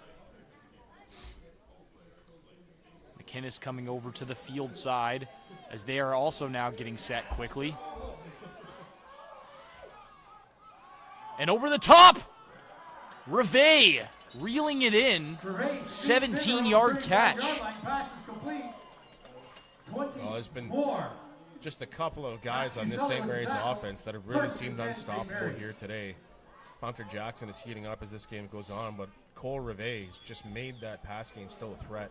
Every time they go out of the play action or a two-step drop, it seems that he's finding ways to get wide open in this Korah zone defense.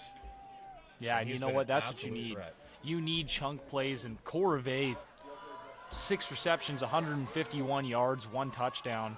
As they go back to Jackson, and Jackson's in space, and he might go all the way. Nice tackle by Ryder Strawn. Able to bring him down, but it's going to be on the 5-yard line. What a run by Jackson. He is just heating up as this game goes on. This is one of my favorite displays of running games I've seen in the championship. Both of these two running backs just refuse to go down easy. And as someone who really appreciates the run game, probably leans towards it more than he should. I really do like watching these two running backs do their thing here today. Yeah, absolutely. It's just been a great game, and that Mary's offensive line finding themselves as Juma's going to go from the gun, throws it, caught, touchdown, St. Mary's. Number 17, Grayson Giordano, Giordano, reeling it in for a Colts. 7-yard touchdown. That's a second touchdown pass of the day for Juma. You know, I know we harped on it earlier in this game, but it's been cool to watch him develop as the season has gone too. And this St. Mary's coaching staff refusing to just accept the fact that he's going to be a run-first quarterback for the rest of his life. They're really investing in making him a dual-threat quarterback. Absolutely. And here today, it's coming into it. Alex Hayes, you know, the guy they were looking forward to starting in the absence of Matty Tucker, only able to get maybe a game, 3 quarters maybe even under his belt, as the Knights will go for 2. Juma in the gun. Takes the snap. They hand it off. It's a reverse. Cole Bailey. He gets it off to McInnes. The ball comes out. Flags fly. That is most definitely a high tackle. Trying a bit of trickery. Is that a We do have Philly flag. special? I can't tell. I based on love the it. It outlook of was literally the Philly special. I love it. I love it. It's an interesting play to incorporate into the game. And you know what? This is probably going to bring them down to the 1-yard line where they'll have a go-ahead touchdown. Yeah, it certainly will be against Yep. Korah. I don't know if the players have relayed to the bench yet that this is still their ball. I think they kind of have an understanding. I just think they're coming out of the set. Cole Bailey off, the man who they trusted to make the play. That'll move the ball to 1. Oh, yeah, there's 12 plays up there. I didn't see the other guy come on. That was my mistake. I didn't see you slipped on either, but if you're going to run Philly plays, just run the tush pushes. Juma denied from the end zone. Wow. That's unfortunate. I would have run a jet sweep. I would have seen that loaded box and run a jet sweep. And now, I thought Dubois was down. He's able to get up and make it away.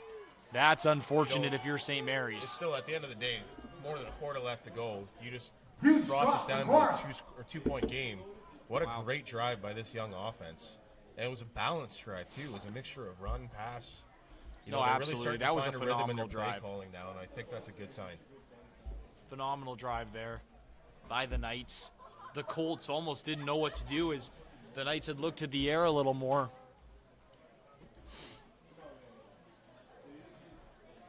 And now, if you're St. Mary's, you got to rally yourself on defense because this is the second drive of the half. And I mean, this has been a very quick quarter.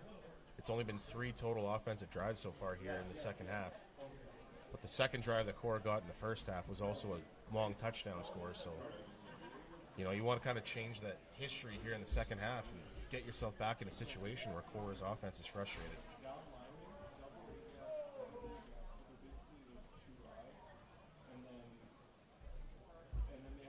Going to take their times coming out. The Korah Colts kick return team, Malcurie and Williamson. The vets going to head back there. And I would say you're almost certainly going to see something here from the Knights, whether they, just kick it up the sideline a little bit or go straight for a moonshot onside. You almost can't pass up this opportunity here. As you know, the Colts will most likely try and maintain possession for a long amount of time, as we saw in that really long drive earlier.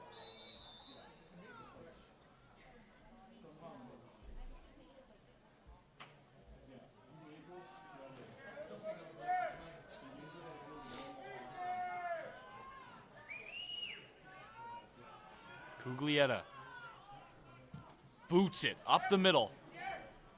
Bounces to Malcurie. Malcurie from the 10-yard line.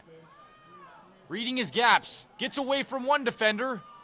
Drags another for some yards. Return of about 17. Malchiori. Yeah, and we'll see what formation and what package Korah comes out here and now. First and 10, It's always Korah. curious to me to see how they're going to react to the situation with their next opportunity. Looks like a heavy cruise, so I think we're going back to a double tight end here. Oh, no, maybe not. But Yeah, Aiden Wanch on the field, too, so it does look like at least one tight end.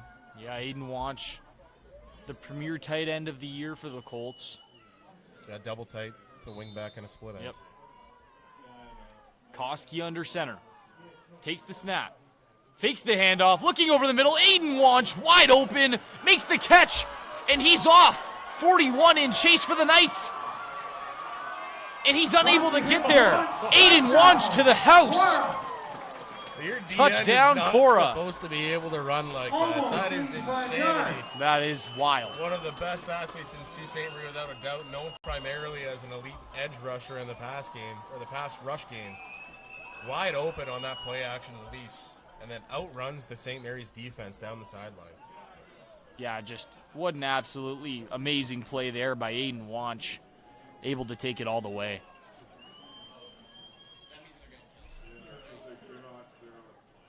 Well, an extra point field goal here makes this a 9-point lead in a 2-score game all of a sudden.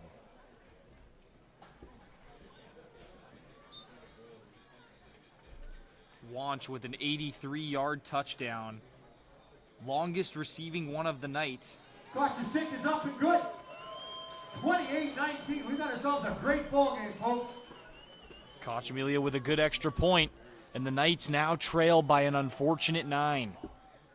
Yeah, 2-score game changes the dynamic here a bit. That 2-point conversion that was missed feels a lot more serious now, especially when the first play from the line of scrimmage for Korah on their second drive of this half is another touchdown.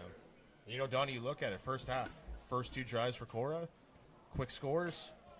Second half, first 2 drives for Korah, quick scores the same. But what did we see in the first half? St. Mary shut them down after that, so we'll see if that script repeats itself here in the second half. Yeah, but as we see Korah there go to the pass, digging deep into their bag, the tight end pop play. Aiden Wanch able to get wide open, and the DBs for St. Mary's need to stay a little more keen tonight, as the Colts most certainly now to look to the air, as the ground has just not been the answer in the late first half. Well, potentially. I also could see Coach Annett going, this is the perfect time for me to run down the clock now. I'll just grind it down until you prove to me I have to pass. Yeah. Especially if St. Mary's takes a lot of time off the clock trying to score their own drives. No, absolutely. The last thing you want to do is preserve clock for the opposing team when you have a 2-score lead sometimes. But I understand what you're saying. If the run's not there, then you still want to have a more comfortable lead than that. We'll see which direction Coach Annett and Coach Hankinson go.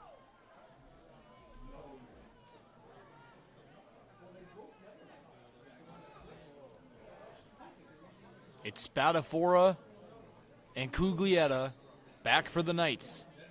Koch Emilio sending out the kickoff team here. They kick it. It's a dribble up the middle. Off the chest of Katie. Wisely just jumps on it. Katie stops the line shot. Get the possession. St. Mary's. Yeah, we'll see if St. Mary's can repeat more of the same. That last drive was probably the most balanced drive we've seen them run maybe all year. Just a good mix of hard running, some great play action, a couple of throws, really taking advantage of that zone defense by Korah. Absolutely. They adjusted well to the way the Colts have been playing, and as you said, found a balanced look. And diversity is the key to offense. Being able to pass and run the ball is what's important in a game like this, and the Colts showcasing it there, and the Knights have been showcasing it all day. Juma with 170 in the air tonight. As it's a handoff to Jackson. Runs over Lajinen. Hunter Jackson. A gain of 3. Runs to the left for 3 or 4 good hard yards. Yeah, and if you're Korah and you're trying to put away this game, that's the type of effort you need on defense. Logan Keep these runs to 3-4 yards. Put Second St. Mary's in a and situation 7 where they have for to the pass Knights. on second down from second and long. We haven't really seen them in that situation the last couple of drives, so I'm curious to see what St. Mary's dials up here.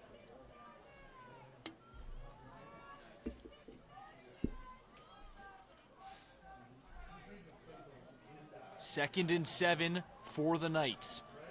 Juma going to stay under center. They're adjusting Rivet. Okay, moving him back. Yeah, I think this is a new install Yep. this week. Juma evades pressure, takes off up the middle.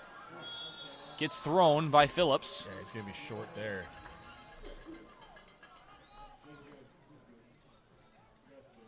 Or is he? I think- looks like he's first. I think he had it, yeah. There you go. 9-yard rush. The hit itself knocks him a couple yards ahead. That's good for a first down. Juma gets the first down, and the Knights continue to march. And Well, it's cold. Ladies and gentlemen, it's cold. I'm sorry. I, for the second night in a row, did not bring Dress properly. sweatpants, and I'm paying the price. Yeah. It's rough. It is October football weather. Where's Bono over there? Where is he? Bono, I don't know how you do it. Oh, yeah. What are you Hey, wearing? I don't have my flip-flops on, though. I apologize. Listen, even the great Tony Bonifacio wore pants today. What were you doing? Hunter Jackson breaks one tackle.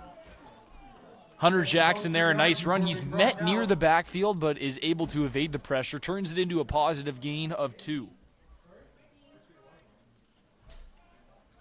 Tackle by committee. Yeah, and this is the key to stopping St. Mary's here. I mean, their pass game has worked in the play action and off of their run game. But this is where you can start to stump them if you're Korah. Put them in second and long, force them to throw. Maybe that gives you a chance as a defense to adjust your play calling too. It didn't work out last play because Juma just went, super athlete mode and scrambled for a first down. But Yeah, but just good heads up by him. He was able to avoid the pressure. Oh, I see. That's the last play of the third quarter. So they'll flip the field here. Knights. usually the biggest delay here is the stick crew adjusting. Yeah. Volunteer stick crew, shout out to the members of that. Ethan Neville been a staple member of the crew. Former St. Mary's Knight. Fun fact about Ethan Neville, he wore the number 73 playing in high school, and in his rookie senior year, scored a 73-yard touchdown. So good for him. Shout out to the former St. Mary's Knight. Great guy. Had a couple good conversations with him himself. Had a couple good conversations with him myself, and now a great supporter of local high school football. Juma rolling out to his left, airs it out. Romano dragged down from behind, and there it is, the big pass interference penalty. And Romano able to contribute to the game for the first time tonight. Yeah, and I think that was almost more of a case of Korah's Chase Venn falling while trying to get to the ball and ended up tripping into the receiver. I don't think it was an intentional pass interference. I think it was more so losing his balance and falling into the man he was covering. And unfortunate, but the good news is just from the spot of the foul.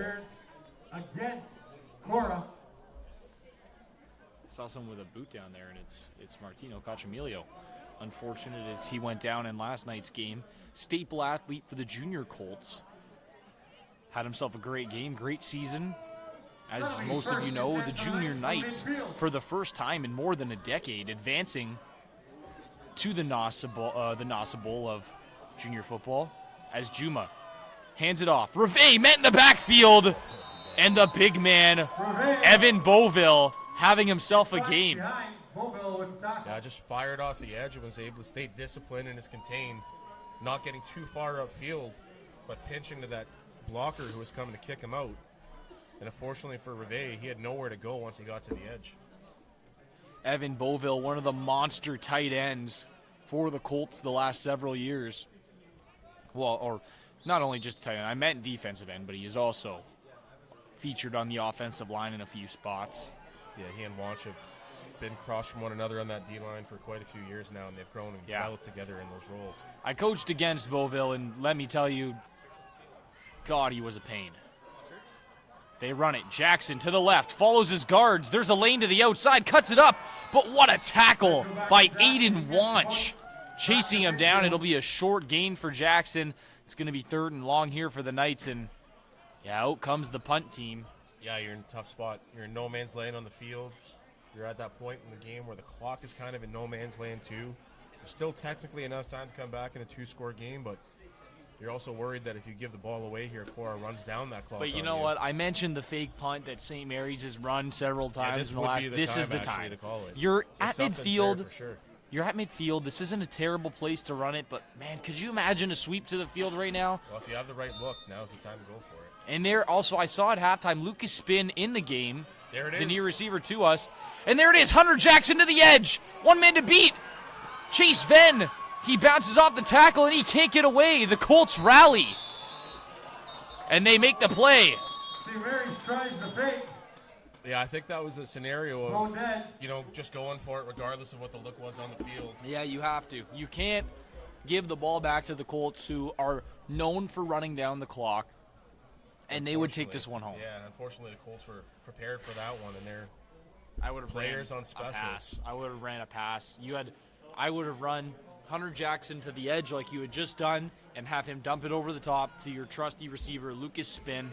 Even when I was looking at it, I was thinking, what is there? And there was a spot where it almost looked like Korah was lining up to try and get a block punt. The far side of where we're standing had a lot of the pressure. There was a pretty big gap in that B and C gap on this side, and I was almost wondering if they wouldn't have done some sort of dive there, but there's also a 12-yard deficit they would have had to overcome. They run a little bit of a dive pass. Malchiori breaking tackles into open space. Peyton Malchiori with a wonderful play. Him and Manchelenko up the sideline. And he's going to get into the end zone for a touchdown. Colts 49 yards to the house. Well, this game felt close almost all day. The first 2 minutes of this game felt like we were going to witness a Korah blowout. St. Mary's, for the most part, balanced the odds for the rest of the game.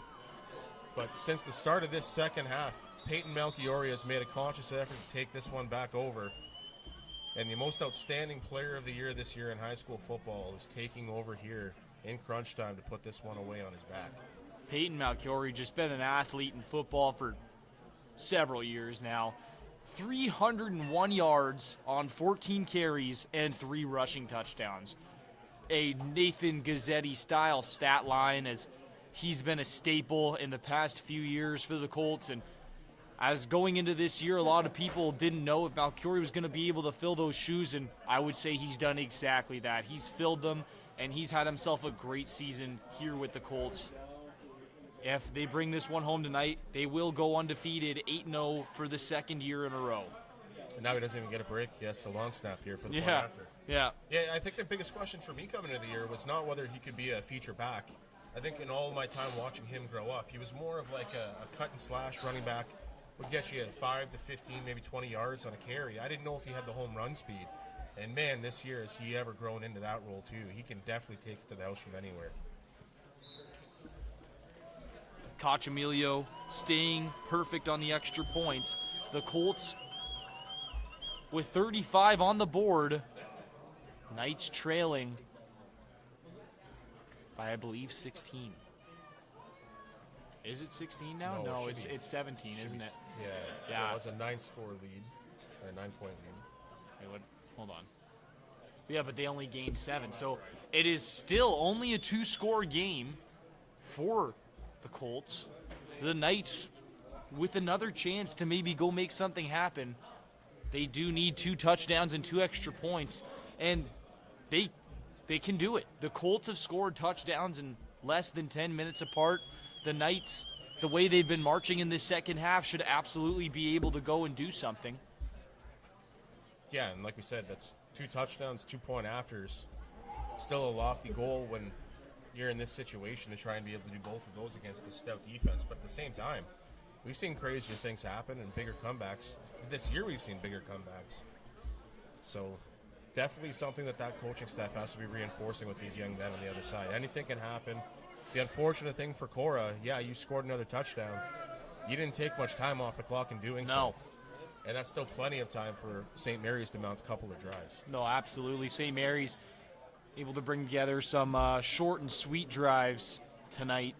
You know, it's funny. I was actually listening to the Pat McAfee show today, and Saban was on there, and he was talking about how there was one year where their defense was just exhausted because they were always on the field because their team was scoring too fast, too often. He said, we have to learn to score slower, a little bit more balance in our attack. Yeah, absolutely. Little spot kick over the middle. Picked up by Cuglietta at the 15. Cuglietta up the middle, and he's got room. Cuglietta off to the races. To the outside, a block from behind penalty on the Knights. And it's going to bring it back. That's really unfortunate. Charles McInnes. Yeah, I don't know if that was even necessary. Oh, my goodness. It was not. Charles McInnes is going to want that one back. And he knows it, too, and he's wrestling with himself right now. Tyler Cady having words with the referees. He might go and get himself another penalty. You know, when a player's distraught about his mistake like that, if I'm a coach, I'm just taking him off for one play. To have him stand beside me, tell him, you know, it's not the end of the world. We'll get it back. You just got your head back in the game right now. You gotta let it. You gotta let it go. It happened. You cannot change it anymore. Still a good return by Cuglietta. Man, would that one have been exciting? And the Knights would have been right back in it. Yeah, it would have been potentially a one-score game if a 2-point conversion works. That's really upsetting. Still would have left 10 minutes on the clock. McInnes really frustrated over on the sideline. Going to need to send in another tight end here for him for a couple plays.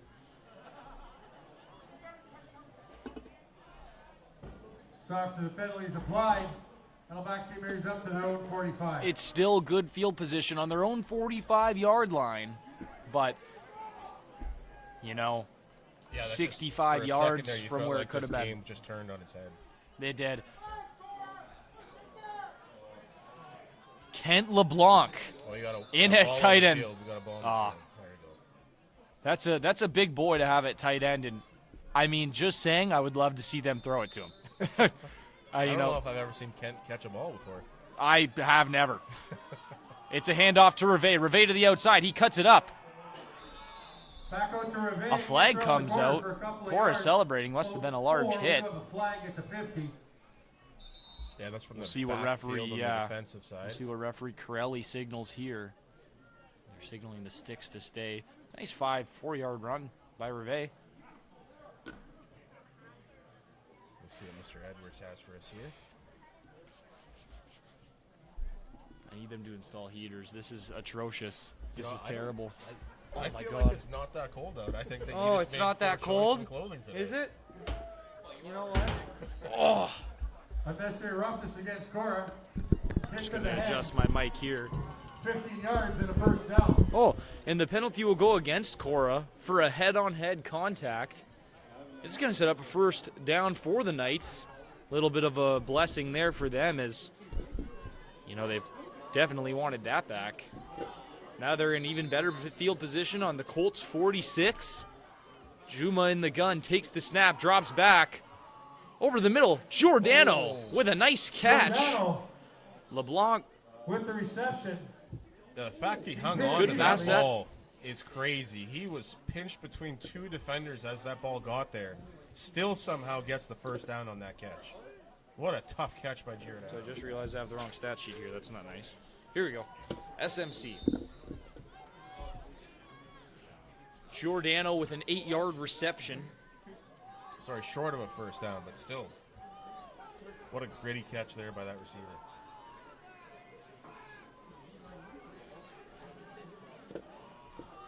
Oh, and they stopped. It's a handoff. And I believe that was Jackson who got lifted into the air, but they'll call it a gain of 0 as the forward progress on. He's going to be down after this. We'll take a short break, and we'll see you all in just a minute.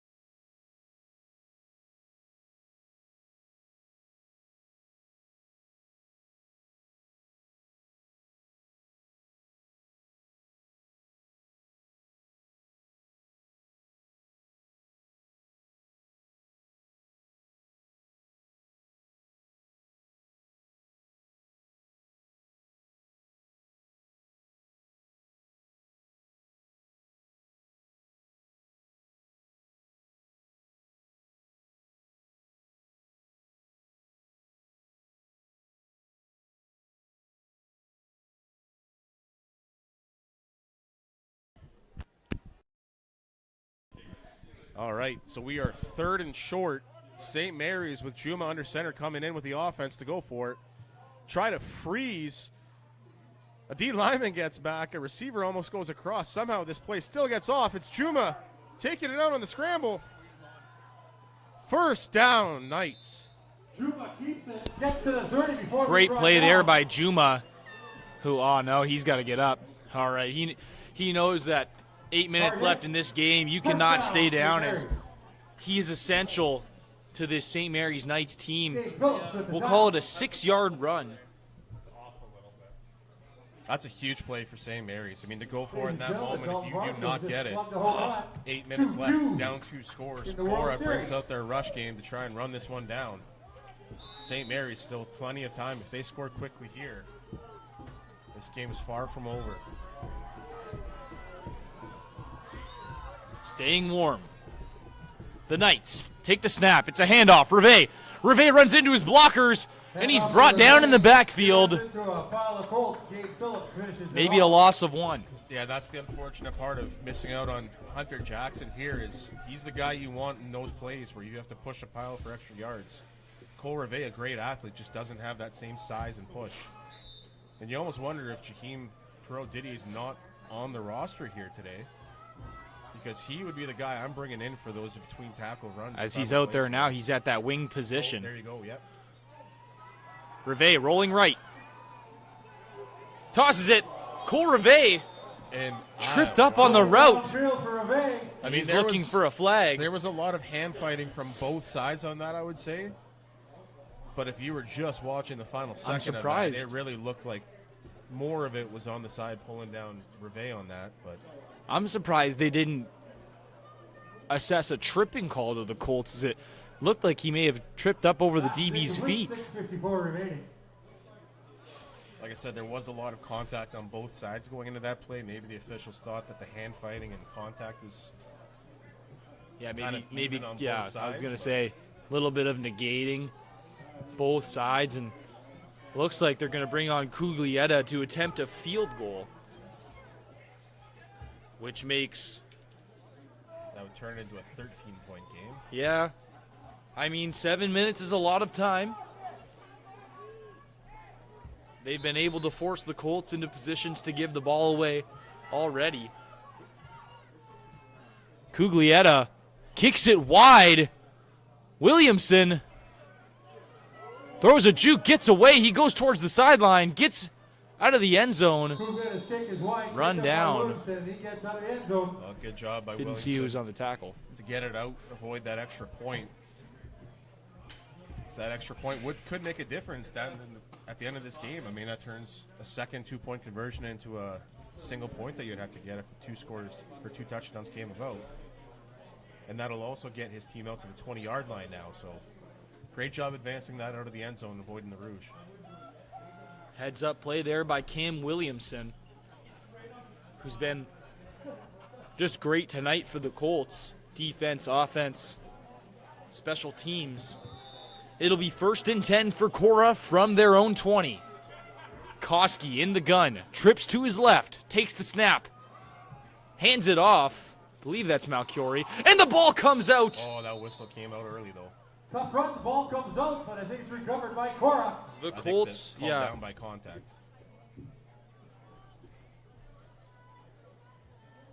We'll see how many yards they assess Malchiori.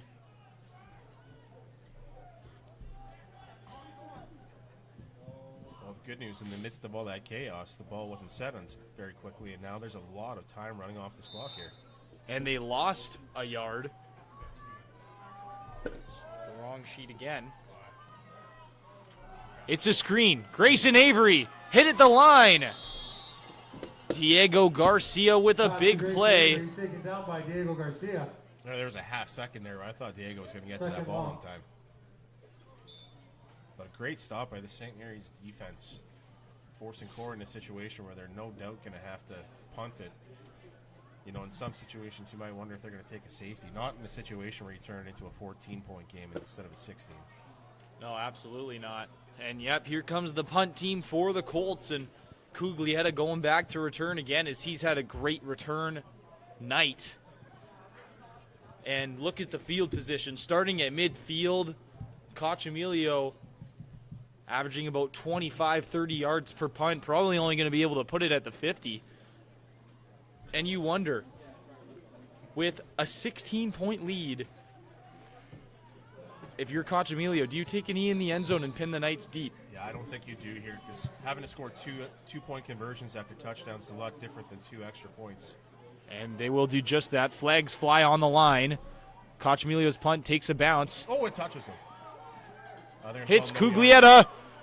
Oh, and he's not able to get away from, I believe that's Max Vamero, number 5, linebacker for the Colts, special teamer. 2 flags. Looks like somebody jumped early.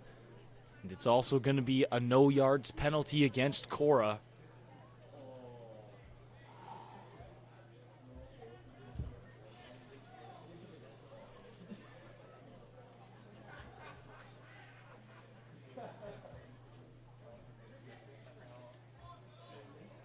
So talking to Korah here, so I would assume I think that it's going to be offside. Yeah, offside on the defense. 5. But the no yards penalty will also, So the no yards penalty, are they going to repunt this here? I think they're going to repunt it, Okay. which is better for Korah, as Koch Emilio not able to get that punt past the 40. And we'll see here if St. Mary's is sending a block here to try and cause some chaos right on the doorstep. of the end zone. I would send the house, and it looks like they're going to do that. But they've got to get set as they're still figuring things out.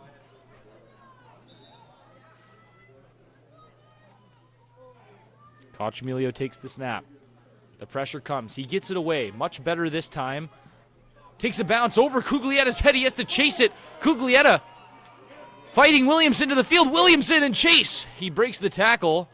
And is brought down. A much better punt and cover by Korah this time around. As Cuglietta goes down inside his own 50. A really unkind bounce there for St. Mary's. The unfortunate part when you try to block a punt is that you don't have the blockers and the guys helping you with coverage downfield. So you really have to play it clean. And when you don't, you're out on your own there as the return man. And in that case, it almost ended up being lesser yards at the end of the return because there's just no help there for number 20, Micah Cuglietta, once he did get the ball.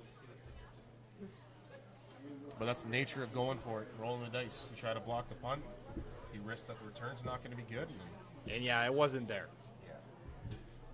And they teach you at the later levels as a returner, when they're sending a block, you have 2 priorities. 1, get the ball. 2, protect yourself. Everyone's coming. We didn't block anybody, and here come 12 people who are trying to kill you.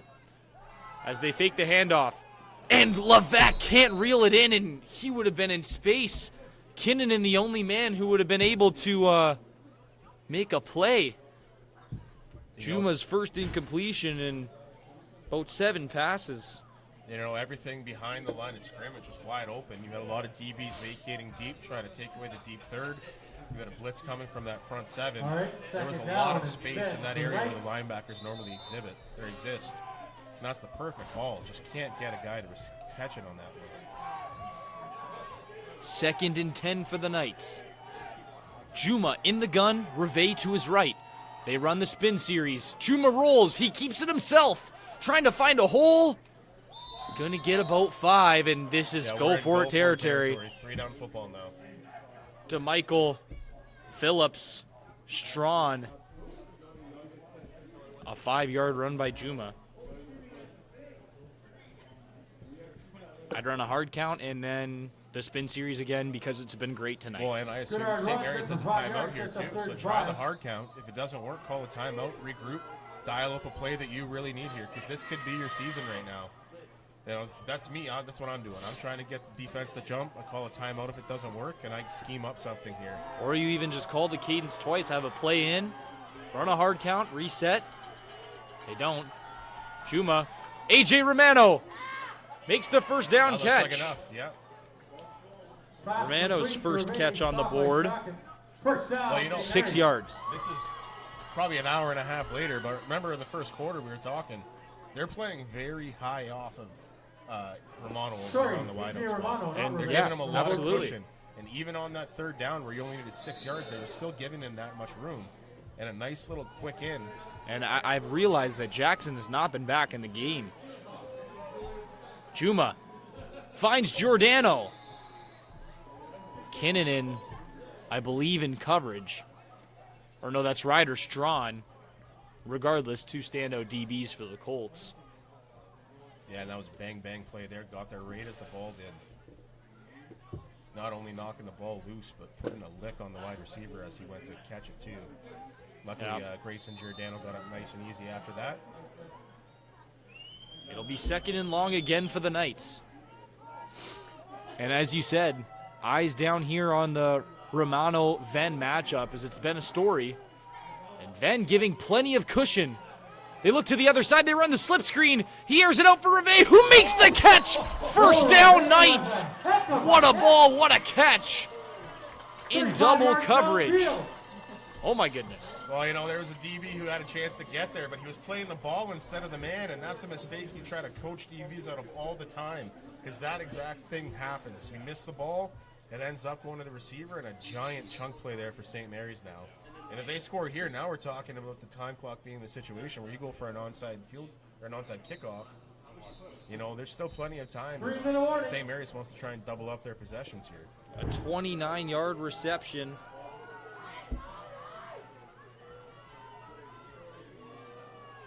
Juma throws an interception. Ryder Strawn possibly sealing a game for the Colts. I didn't see who went down. I think it was Ren Levesque. Ren Levesque. And he got tripped up either on the turf or... And Coach Caruso absolutely amped up after what... And there the Knights draw a call. Most likely someone said something as Levesque got dragged down. And I don't know if it was a non-contact injury or something that interfered with his route, but he went down really awkwardly as that ball went out, and I almost wonder if that's not what caused the interception. And, you know, if it was interference of some sort, that's probably what Coach Caruso is so worked up about, especially if it results in an injury. So we might take a timeout here. Yeah, we will do that, yeah.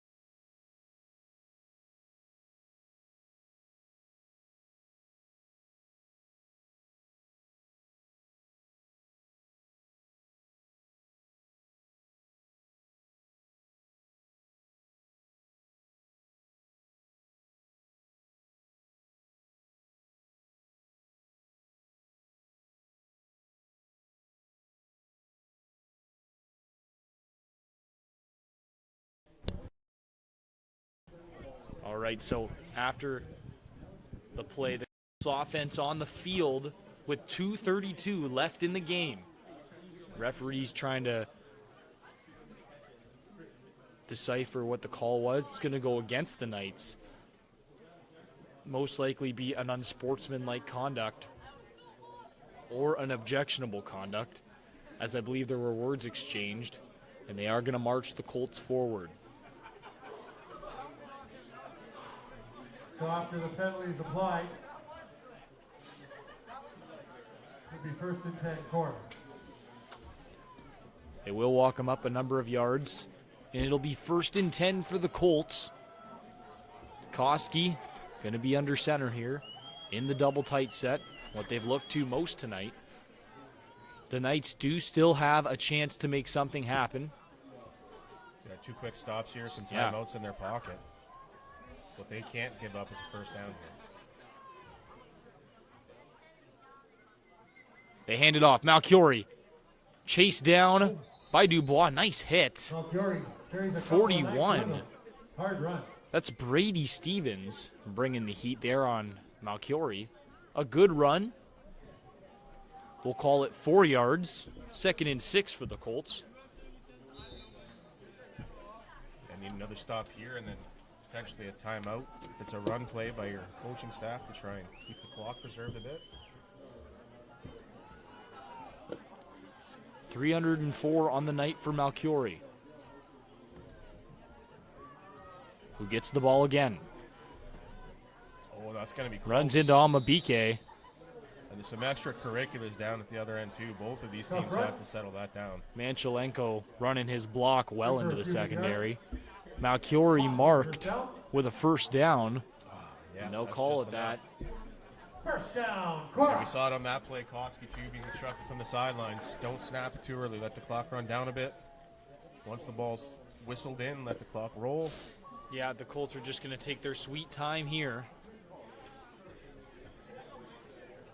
I would just be sending everybody. The Colts will not pass it in such a pivotal moment in the game. I'd be sending the house. Because even if they do pass it, they won't have the time. And a flag comes out now. Yeah, I wonder what this The is head here. ref blowing this I didn't dead, hear the and he's ball blown pointing in. Flag is thrown. at the defense of the Knights, No, that's devastating. who give themselves another penalty. It'll The be a ball up walk. and another first down.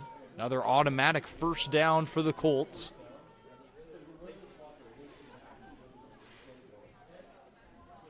Well, you know, You're if not the sure Colts, what Philly was, but it was if the against Colts can St. close Mary's. this out, this might be one of the more First and 10 impressive Korah. city championships Coach Hannett's had. With the amount of youth that is on this team, the amount of graduating players that they've had, To hand off to Cachamilio, who's fighting his way through the defense.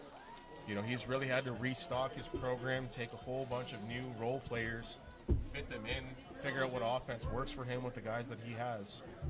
You know, this has been a reinvention of this offense in a lot of ways because they're running it very differently than they have in the last few years.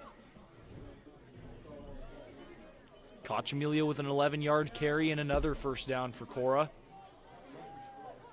Tyler Cady coming off the field now, as they'll try and get some of the seniors out there. Will Iodin's in the game on defense. Is that Jay? I think it is. Another handoff to Malchiori, who fights to the outside. Malchiori up the sideline. Run out of bounds by Stevens. I did. He was trying to get away, but Yeah. being run out of bounds by Stevens. 13 yards and another first down for Korah. I mean, a first down certainly doesn't hurt. I love that the young man was thinking about the play clock while he was finishing that play, though. You see him try to dip his hips back in Yep. bounds and hope that the tackle dragged him down into play.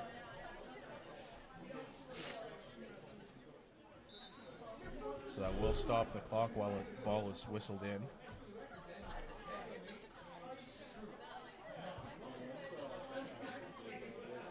Koski under center. A minute 17 left on the clock.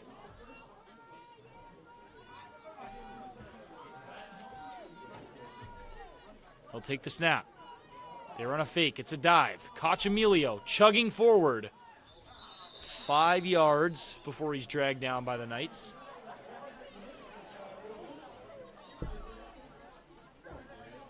And that'll bring us down to under a minute once this next snap goes off. Short There is a gain, player down, massive however. humanity in the middle. Let's see if it's needs a retrainer or not. Yeah, it looks like he's going to.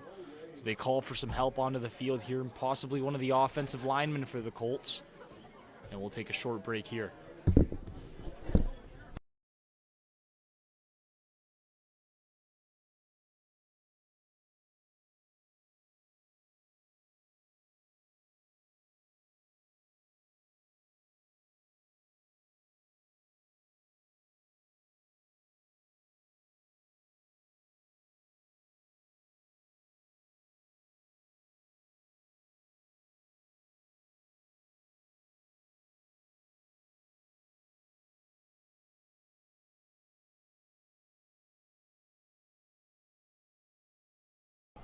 That's the center there for the Colts. JoJo Spina, able to walk off under his own power. Always good to see. I think they'll move probably Andrew Church to center now, and yeah, that'll be the case. Big 66 on the ball. So we'll run us under a minute here, Donnie. Do you want to start getting into the players of the game here? Yeah, so which team would you like to announce for, Boosh? I'll do St. Mary's. Okay. I've had a fun time watching them. I think I've watched them more than anybody this year, so I've had a good time watching them grow. And the guy who's been the X factor for them all season on offense really showed up big in a big way here today. So Cole Reve is the guy for me. Yeah. Also had a good day on specials and defense too. Played all components of the game. So Reve, of course, just a heavy contributor to this Knights team. Good on him. Able to make something happen. And Koski will take a knee. That'll be a loss of 1. I believe that was on accident. that was an inadvertent, yeah. So for anybody who was wondering, Koski now on the night has 1 touchdown and 0 yards on the ground, which is interesting. That's almost as good as the Jerome Bettis stat from Yeah, back in the day. and at a certain point, he's most likely going to kneel this one out. Oh, well, actually, it's 3rd down. Yeah, they're going to run the clock They are down, gonna run and it as maybe far as will they take a can. knee. And when he takes a knee or hands it off, Or timeout. Curie out There you there go. with some jokes. And Ray Duplin going to make his way on the field here for the Knights. Coach Hankinson out for the Colts. And it's just going to be now shout out to when the Knights beat us in 2022 when I was playing for Korah. When they tried to kneel out the game, one of our linebackers tried to dive under center and pick off the snap. He was unsuccessful, Yeah, but I witnessed that. and potentially starting a trend that nobody wants to see happen in the future for the safety of a Yeah, lineman. yeah, so no one gets their knee or Who, ankle taken out. Who do you got for player of the game on the Korah side? While we get a Right, chance for the here, Korah Donnie? Colts, and I mean, geez, come on. Everybody saw this one coming. Number 29, Peyton Malchiori, the vet back, having himself a night. 324 yards on the ground, a total of 3 rushing touchdowns. And, man, he's just had himself a game. Signature Absolutely. And as you said, Adam Provenzano had the game he's going to be able to talk about last night, and Peyton Malchiori's had it tonight, the staple running back for the Colts, as Koski will go under center here for one of the last times this game. And they will hand it off back to the vet, who's going to find a hole up the middle Oh, what a and fight. get enough for the first down, and Malchiori to the outside. And he wisely takes a knee. Before being hit. And this will give them a good opportunity to run it out. Malchiori going for about 16. We'll see where they mark it. Well, I think it's a chance for us here, as it looks like we have an idea of what the outcome of the game is here. Big congrats to the core staff this year, Tom Annett, Coach Hankinson, all those guys over there. I don't want to miss any. Coach Kalbeck, I know I'm going to miss someone for sure, but they had to reinvent the wheel this year a bit with just how many graduating players they had last year. Kind of reshaping their offense a bit, shaping the way that they go about play calling. This might have been the most challenging championship they've had just because of the parity in the league this year. Oh, absolutely. The youth that they have on this team that they had to bring along throughout the year. So congrats once again to Coach Tom Annett and his Korah Colts. Ladies and gentlemen, Back-to-back champions. the 2025 The Colts state champion, reclaiming Korah the Colts. two-peat crown, as in the last several years they've, I believe, this is the 4th championship they've brought back home since the COVID break. Good for the Korah Colts, a phenomenal football game.